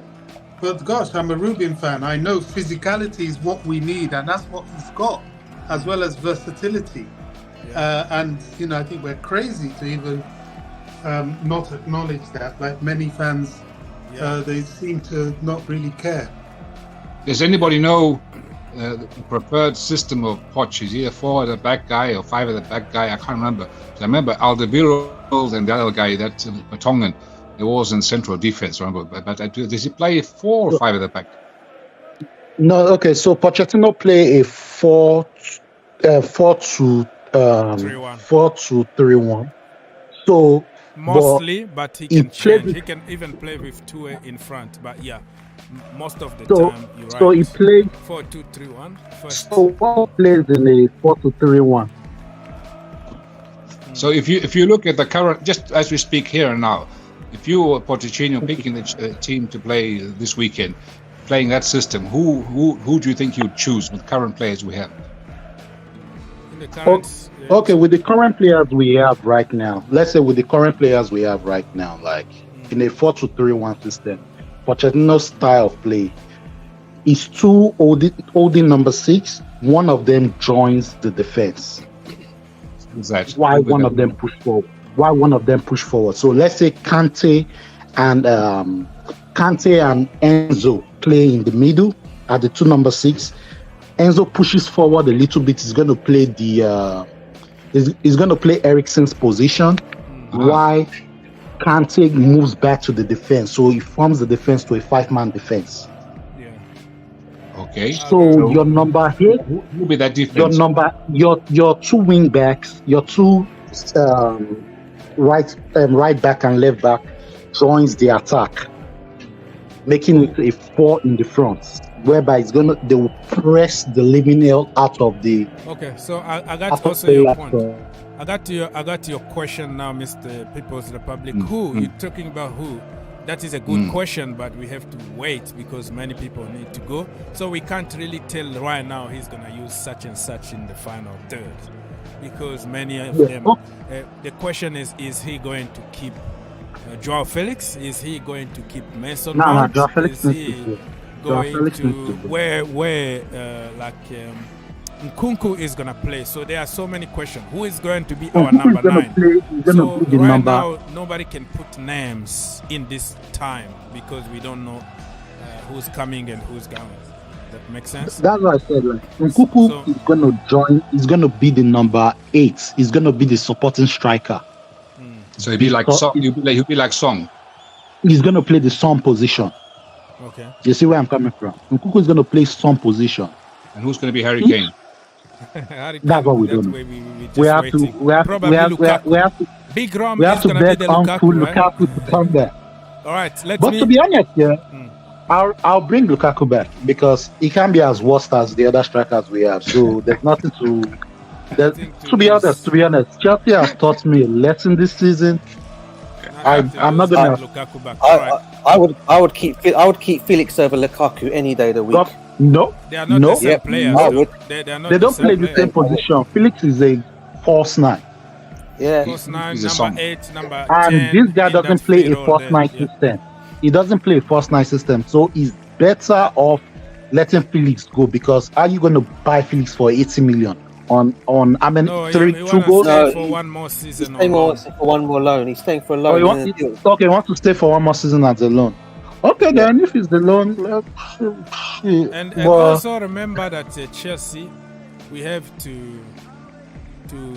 we need a strong bench too. We have a lot of injuries during the season. I've never seen any team struggle with such injuries. It's just like a curse from Yaya Toure or something. We look at Kante now is out. James is out. Chile is out. Who else? You can Mount is out. We don't know who's gonna be out next time. So let me report something that is going here. Manchester City and Everton game is already over. 3-0 to Manchester City. 2 goals from Gundogan and 1 goal from the killing machine, Mr. Terminator himself, Erling Haaland. Brentford and West Ham 2-0 because the goal from West Ham was taken off by the VAR. And the game is over right now. I don't know who scored because I have so many screens now. And Chelsea against Manchester United Women Champions League FA Cup final, still 0-0 so far. Second half is going on. Let me remind you very quickly the lineup for Arsenal against Brighton. For Brighton, we have Stile in goal, Dunk, Colwill, who is a Chelsea through and through. The kid is coming back. McAllister, Gross, Enciso, Mitoma, Caicedo, Billy Gilmour, Ferguson, Estupiñán. Billy Gilmour, I am very impressed how he been developed there. He been playing 4 games now. Every single game he's starting and he's having really, really good games. I'm so proud of the boy. Let me go and find out where Arsenal lineup. Arsenal. Okay, Arsenal. Let's go. Ramsdale in goal. Ben White, Kiwior, Gabriel Magalhaes, Tierney, Jorginho Frelo, Xhaka, Odegaard, Saka, Martinelli, and Gabriel Jesus. Very, very strong teams here.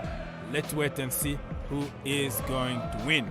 Gentlemen. So what is this? Huh? Sorry. What does this defeat for West Ham mean in the relegation battle? That is a good question. I don't know. Are they? I don't know. I have to double check on the table, but I have 1,000 stuff to do here. I'm myself. That's why I need a producer or something.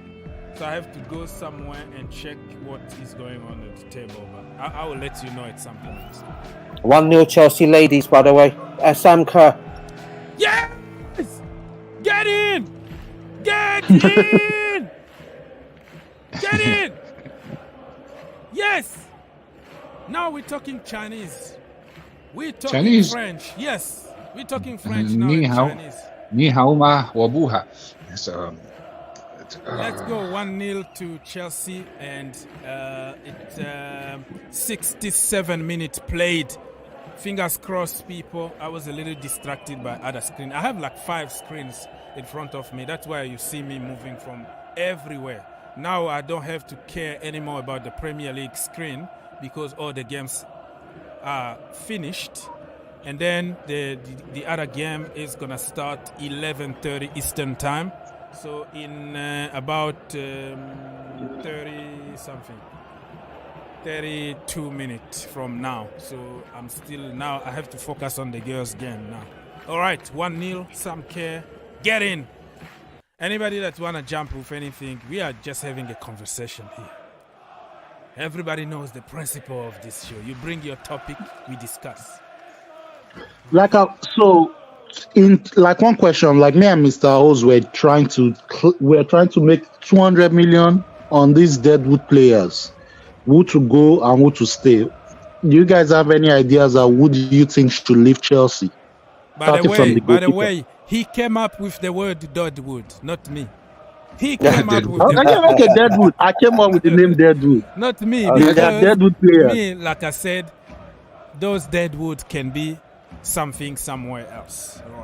Right. But at Chelsea at the moment, we need to clear them out for FFP. Okay, let's start clearing them. Let me help. You've already mentioned something. Yeah, go on, People's Republic. Go on. Okay. So all the players we have out on loan, the Bakayokos and the I can't remember we had those players out, to be honest. Bakayoko, Rantman, Odoye. So all those, if you take there's a collection, there's probably about 10 or 12 of them. So if you add them all up, that's probably your first 60 million there, 60, maybe even 70, depending what 10 million, 10 million, whatever you get there. Then you sell obviously ZH. That's another one. That will probably get you 20, 25, I don't know, around there. If you're lucky, 30. Then you Captain America. He's quite a high value player. He probably get you 30, 40 million if you're lucky. Liverpool wants him. If you look at somebody mentioned there's either Mason Mount or Gallagher, I wouldn't sell any of them. But okay, if you had to sell one of them, sell Gallagher. He's definitely a 50 million player. If you then look at defense, you can Koulibaly. Sorry, forgive me. Koulibaly, he'll probably get you 20, 25. He's all guys, so maybe not even that much. You'd look at Aspie, he's probably almost for free, 5, I don't know, around there. Then you got Kovac. I don't know if he's a contract end or whatever it is. He's probably worth 1 year. It's going to be 1 year left. Yes, that's probably 10 million or something. You can actually easily get that 200 million there. And that is selling players for cheap, just getting rid of them.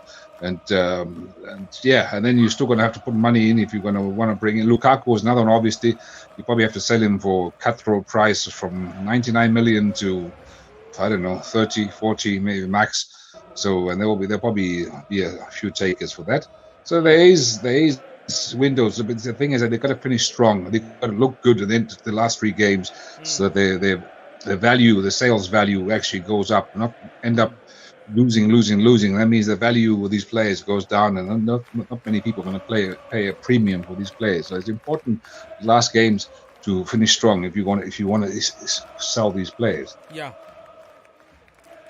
agreed. We're gonna get some money, but we're gonna take a big L here because we are not good on selling people. We are good on buying expensive, and we are not that good on selling.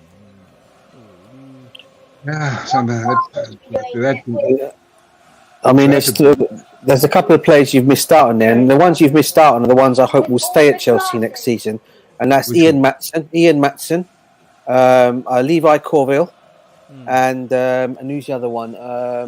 I think he should be given an opportunity still. The boy from the one who's gone in Italy, in Italy alone, the Welsh guy.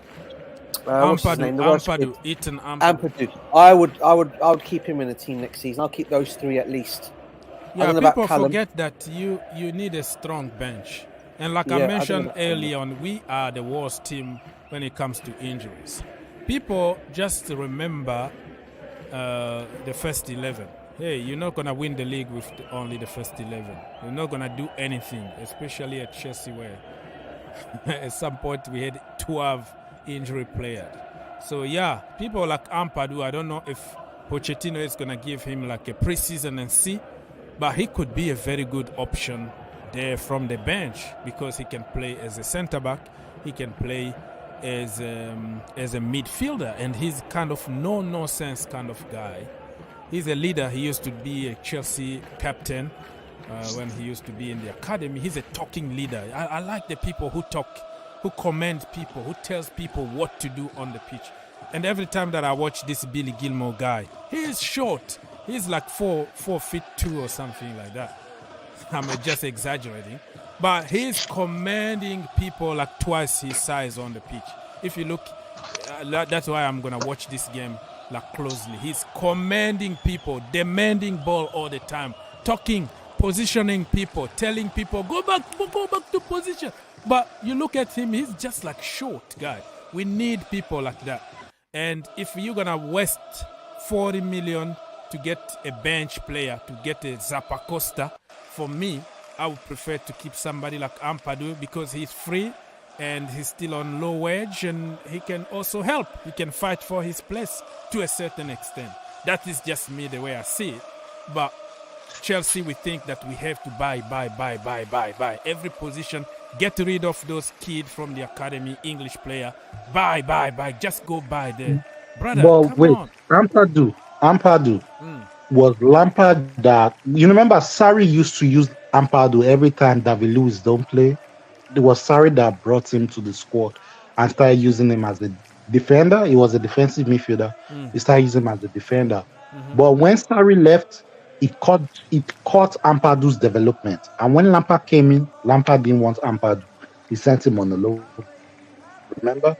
Yeah. Because Lampard wanted Fikayo, Tomori, and the problem is and Zuma. The problem is there are so many of them. So sometimes it's not just because you don't want somebody. It's just the way it is. Even today, the news came out from Fabrizio Romano that Pochettino don't want to see those kids sit on the bench. He's working already on a plan to loan them so they can develop or sell them with option to buy. They need to play football because in that age you can't develop from the bench. So we're going to see a lot of changes when Pochettino takes over at Chelsea Football. But one thing I'm going to tell you about Pochettino, Mr. Ho, sorry. Yes, sir. One thing I'm going to tell you about Pochettino is that Pochettino is going to cut that horizontal way of playing, whereby if you don't see Rich James or Ben Chilwell to cross the ball, he's going to cut all those stuff is going to end. All those sideways and those sideways passes is going to end. Cross and hop, it's going to stop. All right. Those boys, what Pochettino is going to do, what Pochettino will do with those two guys, they are going to join the attack, whereby those guys will join the attack, whereby they'll be pressing the attack. They'll be pressing the opposition. It's going to free your number 9 and your number 8 to cook, to do something. Okay. You see where I'm coming from? And the only thing about the turn about that kind of system is that a good team, if they can beat that press, you are in trouble. That's the only disadvantage about that style of play. Yeah, but you let yourself vulnerable at the back. Sometimes you let yourself vulnerable at the back. So your players have to be very fast. That's why Pochettino, you see why I said Pochettino always say his last number 6 is the other defensive midfielder has to stay with the back. So just in case, if anything happens, Kante is fast. And again, because we've overused Kante, that's why I said he's going to make Kante rest a little bit, whereby just stay in the back with the defense. He's going to prolong Kante's career again at Chelsea. Okay. You see where I'm coming from? Yes, sir. Yes, we got you. So people, get in the comment section down below, or get in the whatever it's called. All those crossing and stuff is going to stop at Chelsea. Aziz. Yes, sir. Aziz, one more question Yes, for you guys. We got other players, didn't we, to come back? We've also got everyone in the panel. Santos, what's going to happen to this kid? Are we going to give him a chance? Is he going to get a pre-season? Yeah, that's what I'm saying. You got him. You've also got, who's the other kid that we've got? The Italian kid that we sent out on loan as well. Casadei. He's another one that's going to come back as well. And you've also got another. There's another one also. My worry, Chukwuemeka. Now I'm hearing we could be loaning him out next season. Okay, if Chukwuemeka might go on loan, Chukwuemeka might go out on loan, loan him back to Aston Villa, or loan him to because if you're going to loan all these players out, loan them. He need to play. Aston Villa won't play him week in, week out. Loan them to a Premiership send team. Them to Vitesse, send them to Monaco or any team that he will have a chance to play football. The problem people don't understand about loaning people out is you are going there to do the job. Many coaches don't care about your development. They care about you doing the job that they pay the money for. If they have another boy from their academy pushing, you're going to be on the bench. Not necessarily that you are bad, but because they have to give priority to somebody who's going to stay in the team for long term. Because people don't understand the reality of loan. They will tell you, oh, look at Callum Hudson-Odoi. He's not even having games in Germany. Well, context behind it. There is a manager that wanted him. He was playing every single game, scored few goals and all that, playing the best football of his life. All of a sudden, he got sacked. You brought a new manager with new philosophy, with new players. It doesn't mean necessarily that he's bad, but you are going back to Chelsea. You are not permanent. I have to build my team for the future. Why am I going to waste amazing time to develop my own player and I'm going to give it to Callum Hudson-Odoi? That's why he's coming like 45 minutes, 20 minutes here. He's not starting, not necessarily that he's bad, but Chelsea fans online who hate the academy and English players are going to bring some kind of narrative because they don't watch games. They just watch statistics. Oh, he didn't start. Oh, that means he's bad. No, it doesn't mean that way. Even when Billy Gilmour went at Norwich and he didn't play, so many theories was made. Listen, there is a difference between you being permanent and you being on loan. Look at Denis Zakaria.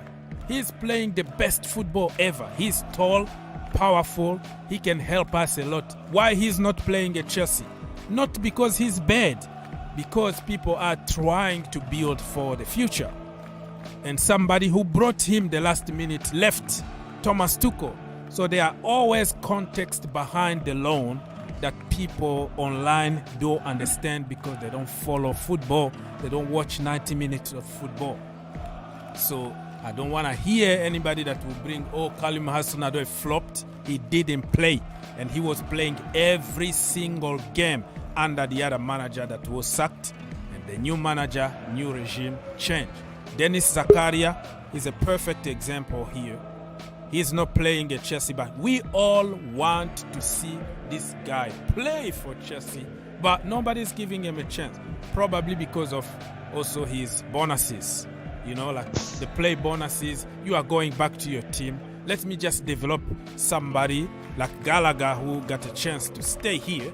Instead of me giving you, we are not playing for anything anyway. So why am I going to play Denis Zakaria?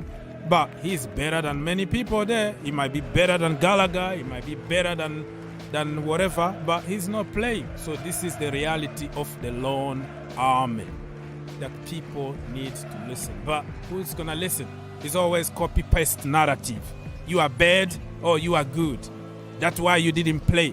It's not every team that will be like Palace, giving a chance. That was Patrick Vieira. He loves Gallagher. okay, and you go to other team. Not every manager is going to use a loanee, like, because they have to develop their own players. That's what I wanted to say. Mr. Lucky, how? Lucky. Oh, good evening. Yes, good sir. evening. Yes, what do you have to say? Big up. Big up. Good evening. I'm Yes, calling sir. from Libya. Libya, okay. Yeah, that is. Are you in Tripoli or what city? I'm in Benghazi? Zwara. What? Zwara. Okay. All right. Yes, my brother. What do you have to say?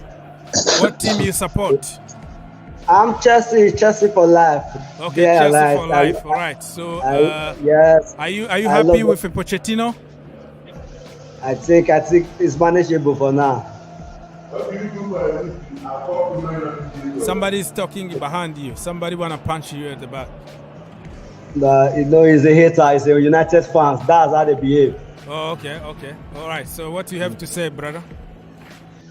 Like what I say, maybe I believe Pochettino can do the work very, very better. I believe so. Oh, you think Because that he have done it before. Okay. Yes. He will do a great job. I believe so. Okay. All right. So Pochettino will do a great job at Chelsea. What is your opinion about Lukaku? You want Lukaku back or you want him sold? No. I don't want it, but let me say I don't need Lukaku. Okay. Why? No. It's not that he's not a good player, but I just think we don't need Lukaku. I don't think Lukaku have the heart to play at Chelsea again. Okay. All right. I respect your opinion.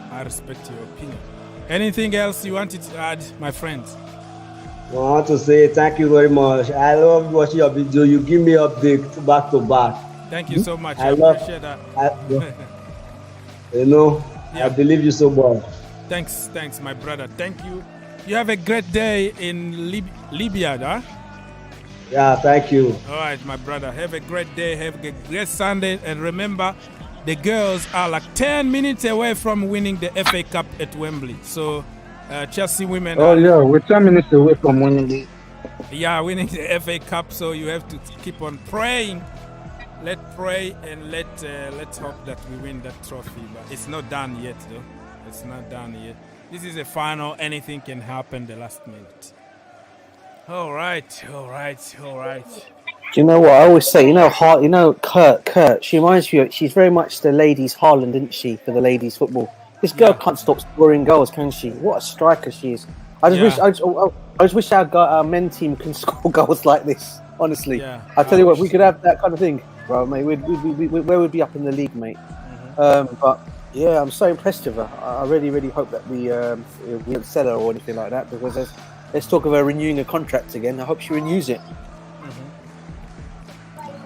Oh, you guys thoughts about her? Yes, let's do it. Chelsea Football Club women.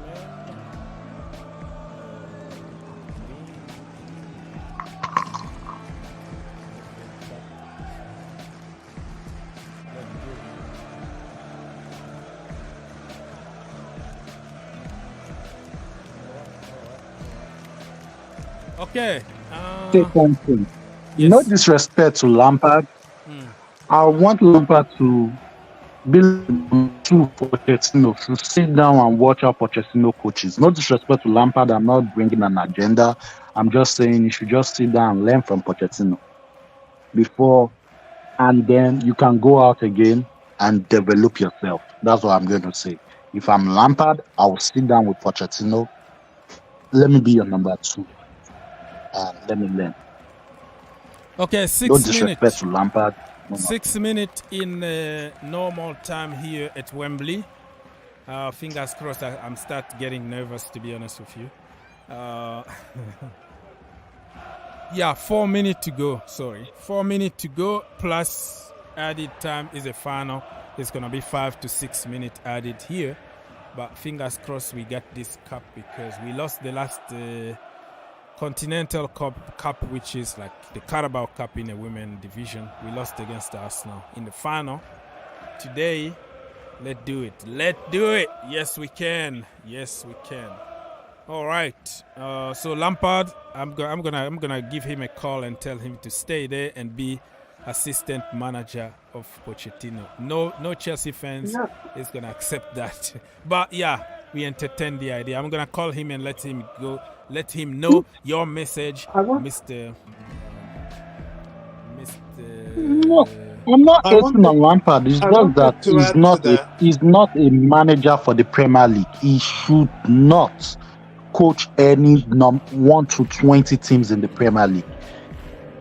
All right, he's not a Premier League proven manager. Wanted to add something on that. Yeah, I was going to say that if only Lampard could humble himself, there is a need for a Chelsea person to be in the coaching staff of any manager, especially, not least to mention Poch.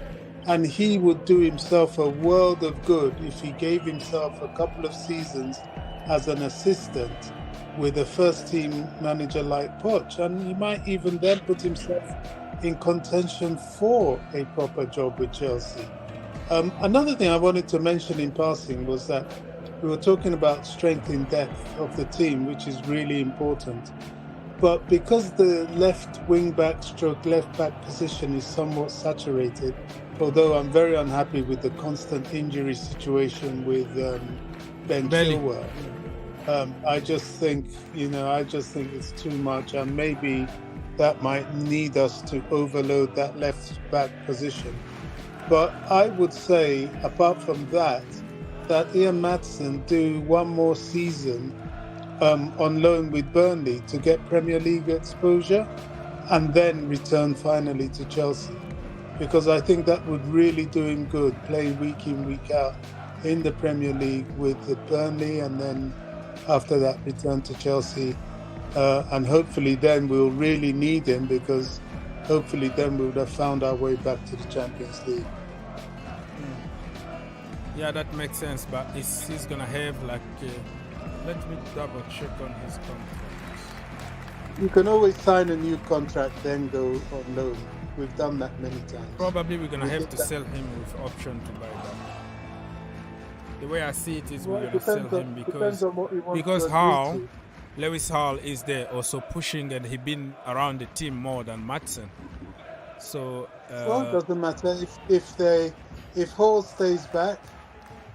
If they can both be on loan, nothing wrong with that, and they can both come back.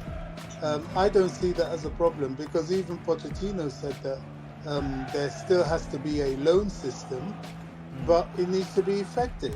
It doesn't have to be with all these players that we will never use, like your Bakayokos and people like that. It has to be with players that we can use, like Lewis Hall and Ian Maatsen. And Lewis Hall is a midfielder anyway, really. He plays left back because he has to, but his real position is midfield. Bobby, quick question for you, brother. I was going to say to you, we're just talking about the loan players. I was asking Aziz the same question earlier on. What do you think about the Brazilian kid that we've got? Would you loan him again next season, or would you give him a chance in pre-season? Santos, yeah. I think we have to look at him in pre-season, don't we? We need to look at him because he could save us some money. If Santos ends up being somebody that's as effective as, say, a Caicedo could be, or a McAllister could be, or whatever, then there's no point in buying anybody. Just keep him. I think he needs to be looked at, and I think he's back in June anyway. So I think it's work permit issues, isn't it, Bobby? I think that's what it is. That's why I don't think we can get him sorted out, because of work permit. But he should be eligible for that now, shouldn't he? Yeah, because he played already with the main team, the Brazilian national team. He was called the last time, and he got more points. 1 point needed. Yeah, he got more. He got more points now. So, and that is the reason why Chelsea didn't want to loan him to Palmeiras, because they wanted to keep him until December, until like the end of the Brazilian league. But Chelsea wanted to get him back in June, July for the preseason. So they didn't want to keep him that long because they think that the new manager need to give him a preseason and see what's going to happen. And also another thing is they wanted him to go with the Brazilian national team to the U20 World Cup so he can get more points. When he comes back from that tournament, automatically he's going to have a work permit. That is going to be way beyond the points that the UK government is asking for his work permit. So that's why Chelsea didn't want to send him to Palmeiras, because he need to come back to December. And then also they didn't want to let him go to the World Cup. They wanted to keep him. So we sent him back to Vasco da Gama because they accepted those conditions. And also we are paying the salary. They're just developing him and giving him hard time, but we're paying everything. So he's gonna be there with Pochettino in pre-season. So let's wait. I think he's a talent. I really do. I mean, the guy can score goals as well. I'm seeing he's been scoring goals to the national team as well. I think in that tournament we signed him, wasn't he like the top scorer in that tournament? He was like 6 goals, something like that. Yeah, he scored 6 goals in 9 games. Yeah, for a midfielder, that is something. Yeah, he scored a lot of goals. So, oh man, let me go there. Oh, still 2 minutes to go for this game. I'm getting too nervous here. So it's 90 minutes plus 5 already, people. 1 minute to go and 30 seconds for this women game. But that's 1 minute 30 seconds. But that could be a long time in football, I'm telling you. And now, come on. Oh, come on. End the game. End it now. Now. I want this to end now, man. Oh. End it now. I'm getting nervous, man. I don't know why, but man. Come on. 1 minute, 60 seconds. Let's go. Now I don't wanna make the Fergie time here for more time. So we're gonna leave very soon after the women win the FA Cup. I'm gonna have to text my Blue Army because they went to the church, and after the church they have to go to cousins and stuff like that. So they're not watching the game today. So when I'm gonna text them that, hey, we won a trophy. Oh really? Yes, we did. So that is gonna happen very soon. All right. 30 seconds to go, people. 30 seconds.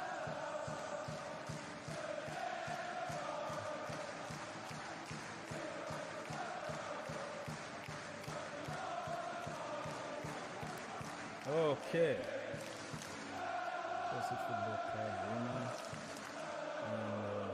Okay, so DJ, when do you think Pochettino is going to be announced? I do believe it's in the next couple of days, as far as I know. So I think you're looking at maybe Monday or Tuesday. Oh, good clearance. Sorry, they almost scored. Yeah, Monday. I think it's going to be either tomorrow or Tuesday, or maybe by the end of this week.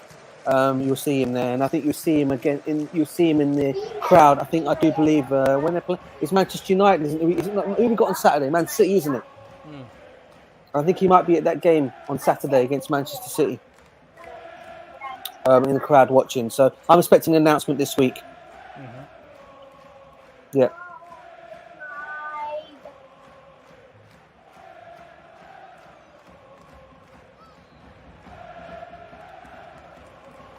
Bugs, you there?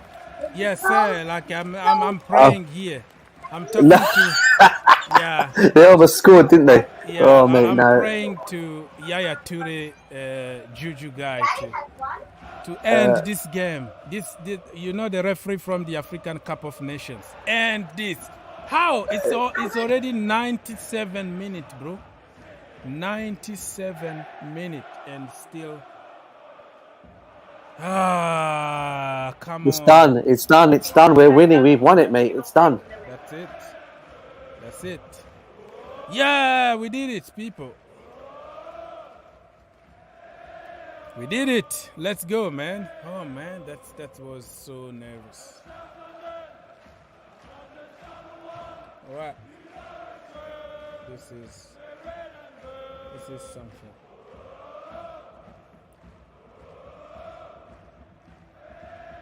Yeah, the game finished, people. We won it. 1-0 at the end. We are the champions. So FA Cup for women in the pocket. The men not doing anything. The women and the kids did something. Charlie Haaland won a trophy for the U14. That's why Lampard called him to train with the first team. So we won some trophies, depending on the level. So it's the first trophy in the Todd Bowley era, eh? And the ladies have won it. Yeah, if you consider also the kid level, then yeah. So the ladies won it. Congratulations. We are champions again. This is the third time in 3 years that we won this trophy. So this is a Chelsea thing. So yeah, it's a Chelsea thing. Congratulations. All right, so gentlemen, listen, I'm gonna try to conclude this show and wait for the Blue Army, and I'm gonna watch the Arsenal game, wishing them bad luck if they lose today, and then it's gonna be over for them. All right, so I'm gonna go ahead. Mr. People's Republic, anything you wanna say, because you've been very quiet? Anything you wanna say and say goodbye to people and come back? I don't know, today, tomorrow, I don't know yet.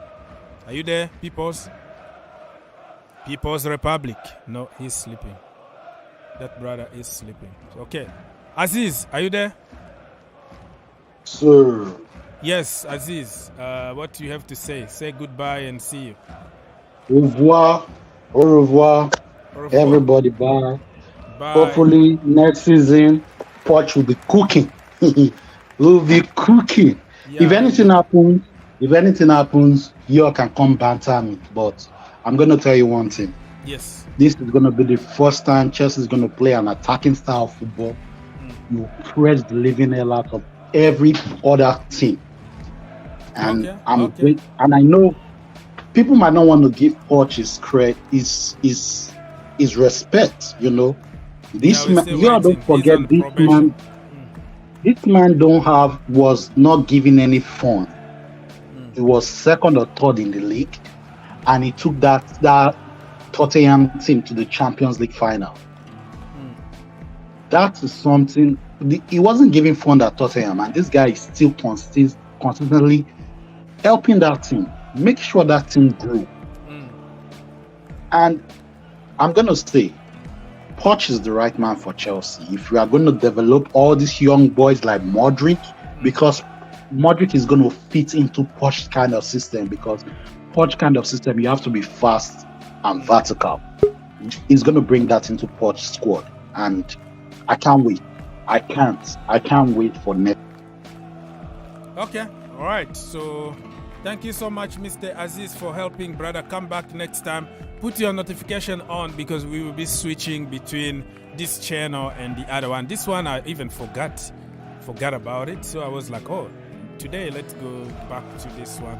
So many people don't even know that we are live here, because it's been like month and month without doing any stream on this channel. But yeah, I'll be switching here and there, no problem. Bobby, are you there? Say goodbye, bro. Do you have any breaking news for us? Yeah, no breaking news. Just that when Poch starts, the reset button starts, and the rebuild process, the restructuring process starts. The sooner the better. We need to get ourselves prepared for a big pre-season. We had no pre-season last season. Players need to be conditioned.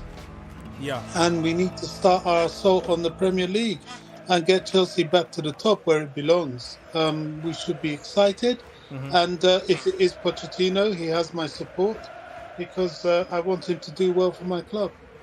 That's right. Thank you so much for helping, Bobby, and I will see you next time, brother. Goodbye. Take care, Bobby. Take care.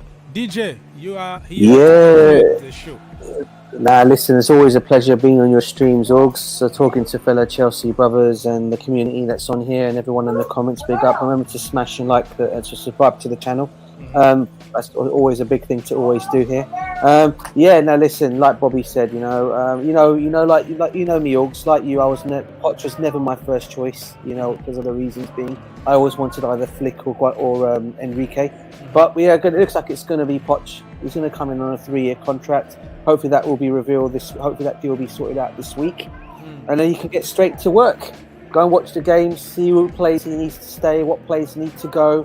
And then, like Bobby said, the reset button starts, the training, the pre-season starts. Players will get their rest at least, come back fresh for the pre-season, and then we go again and start on the Premiership next season. It's going to only be that. We're playing for 3 trophies next season only. So hopefully one will win a trophy at least and get into that top 4 if we can't win the Prem. Yeah. And we may have to, the thing of all is, if we win a trophy, Augs, we may have to sit with Europa League football as the following season if we don't get top 4. Yeah. So that could be something that everyone's got to look out for next season. But looking forward to it now, and let's wait for this reveal to happen. And as always, big up to you and regards to your family, brother. Thank you so much. The same to you, Take care, Mr. mate. DJ. Take care. God bless. Everybody, I am leaving. Arsenal and Brighton are playing 5 minutes already in my location. Everton lost against Manchester City 3-0. Brentford beat West Ham United 2-0. And Chelsea women beat Manchester United women for the final of the FA Cup, and we are the champions. Congratulations to Chelsea women. Long might continue. Take care of everybody. Watch other videos, put your notification on and all the good stuff, and I will see you next time.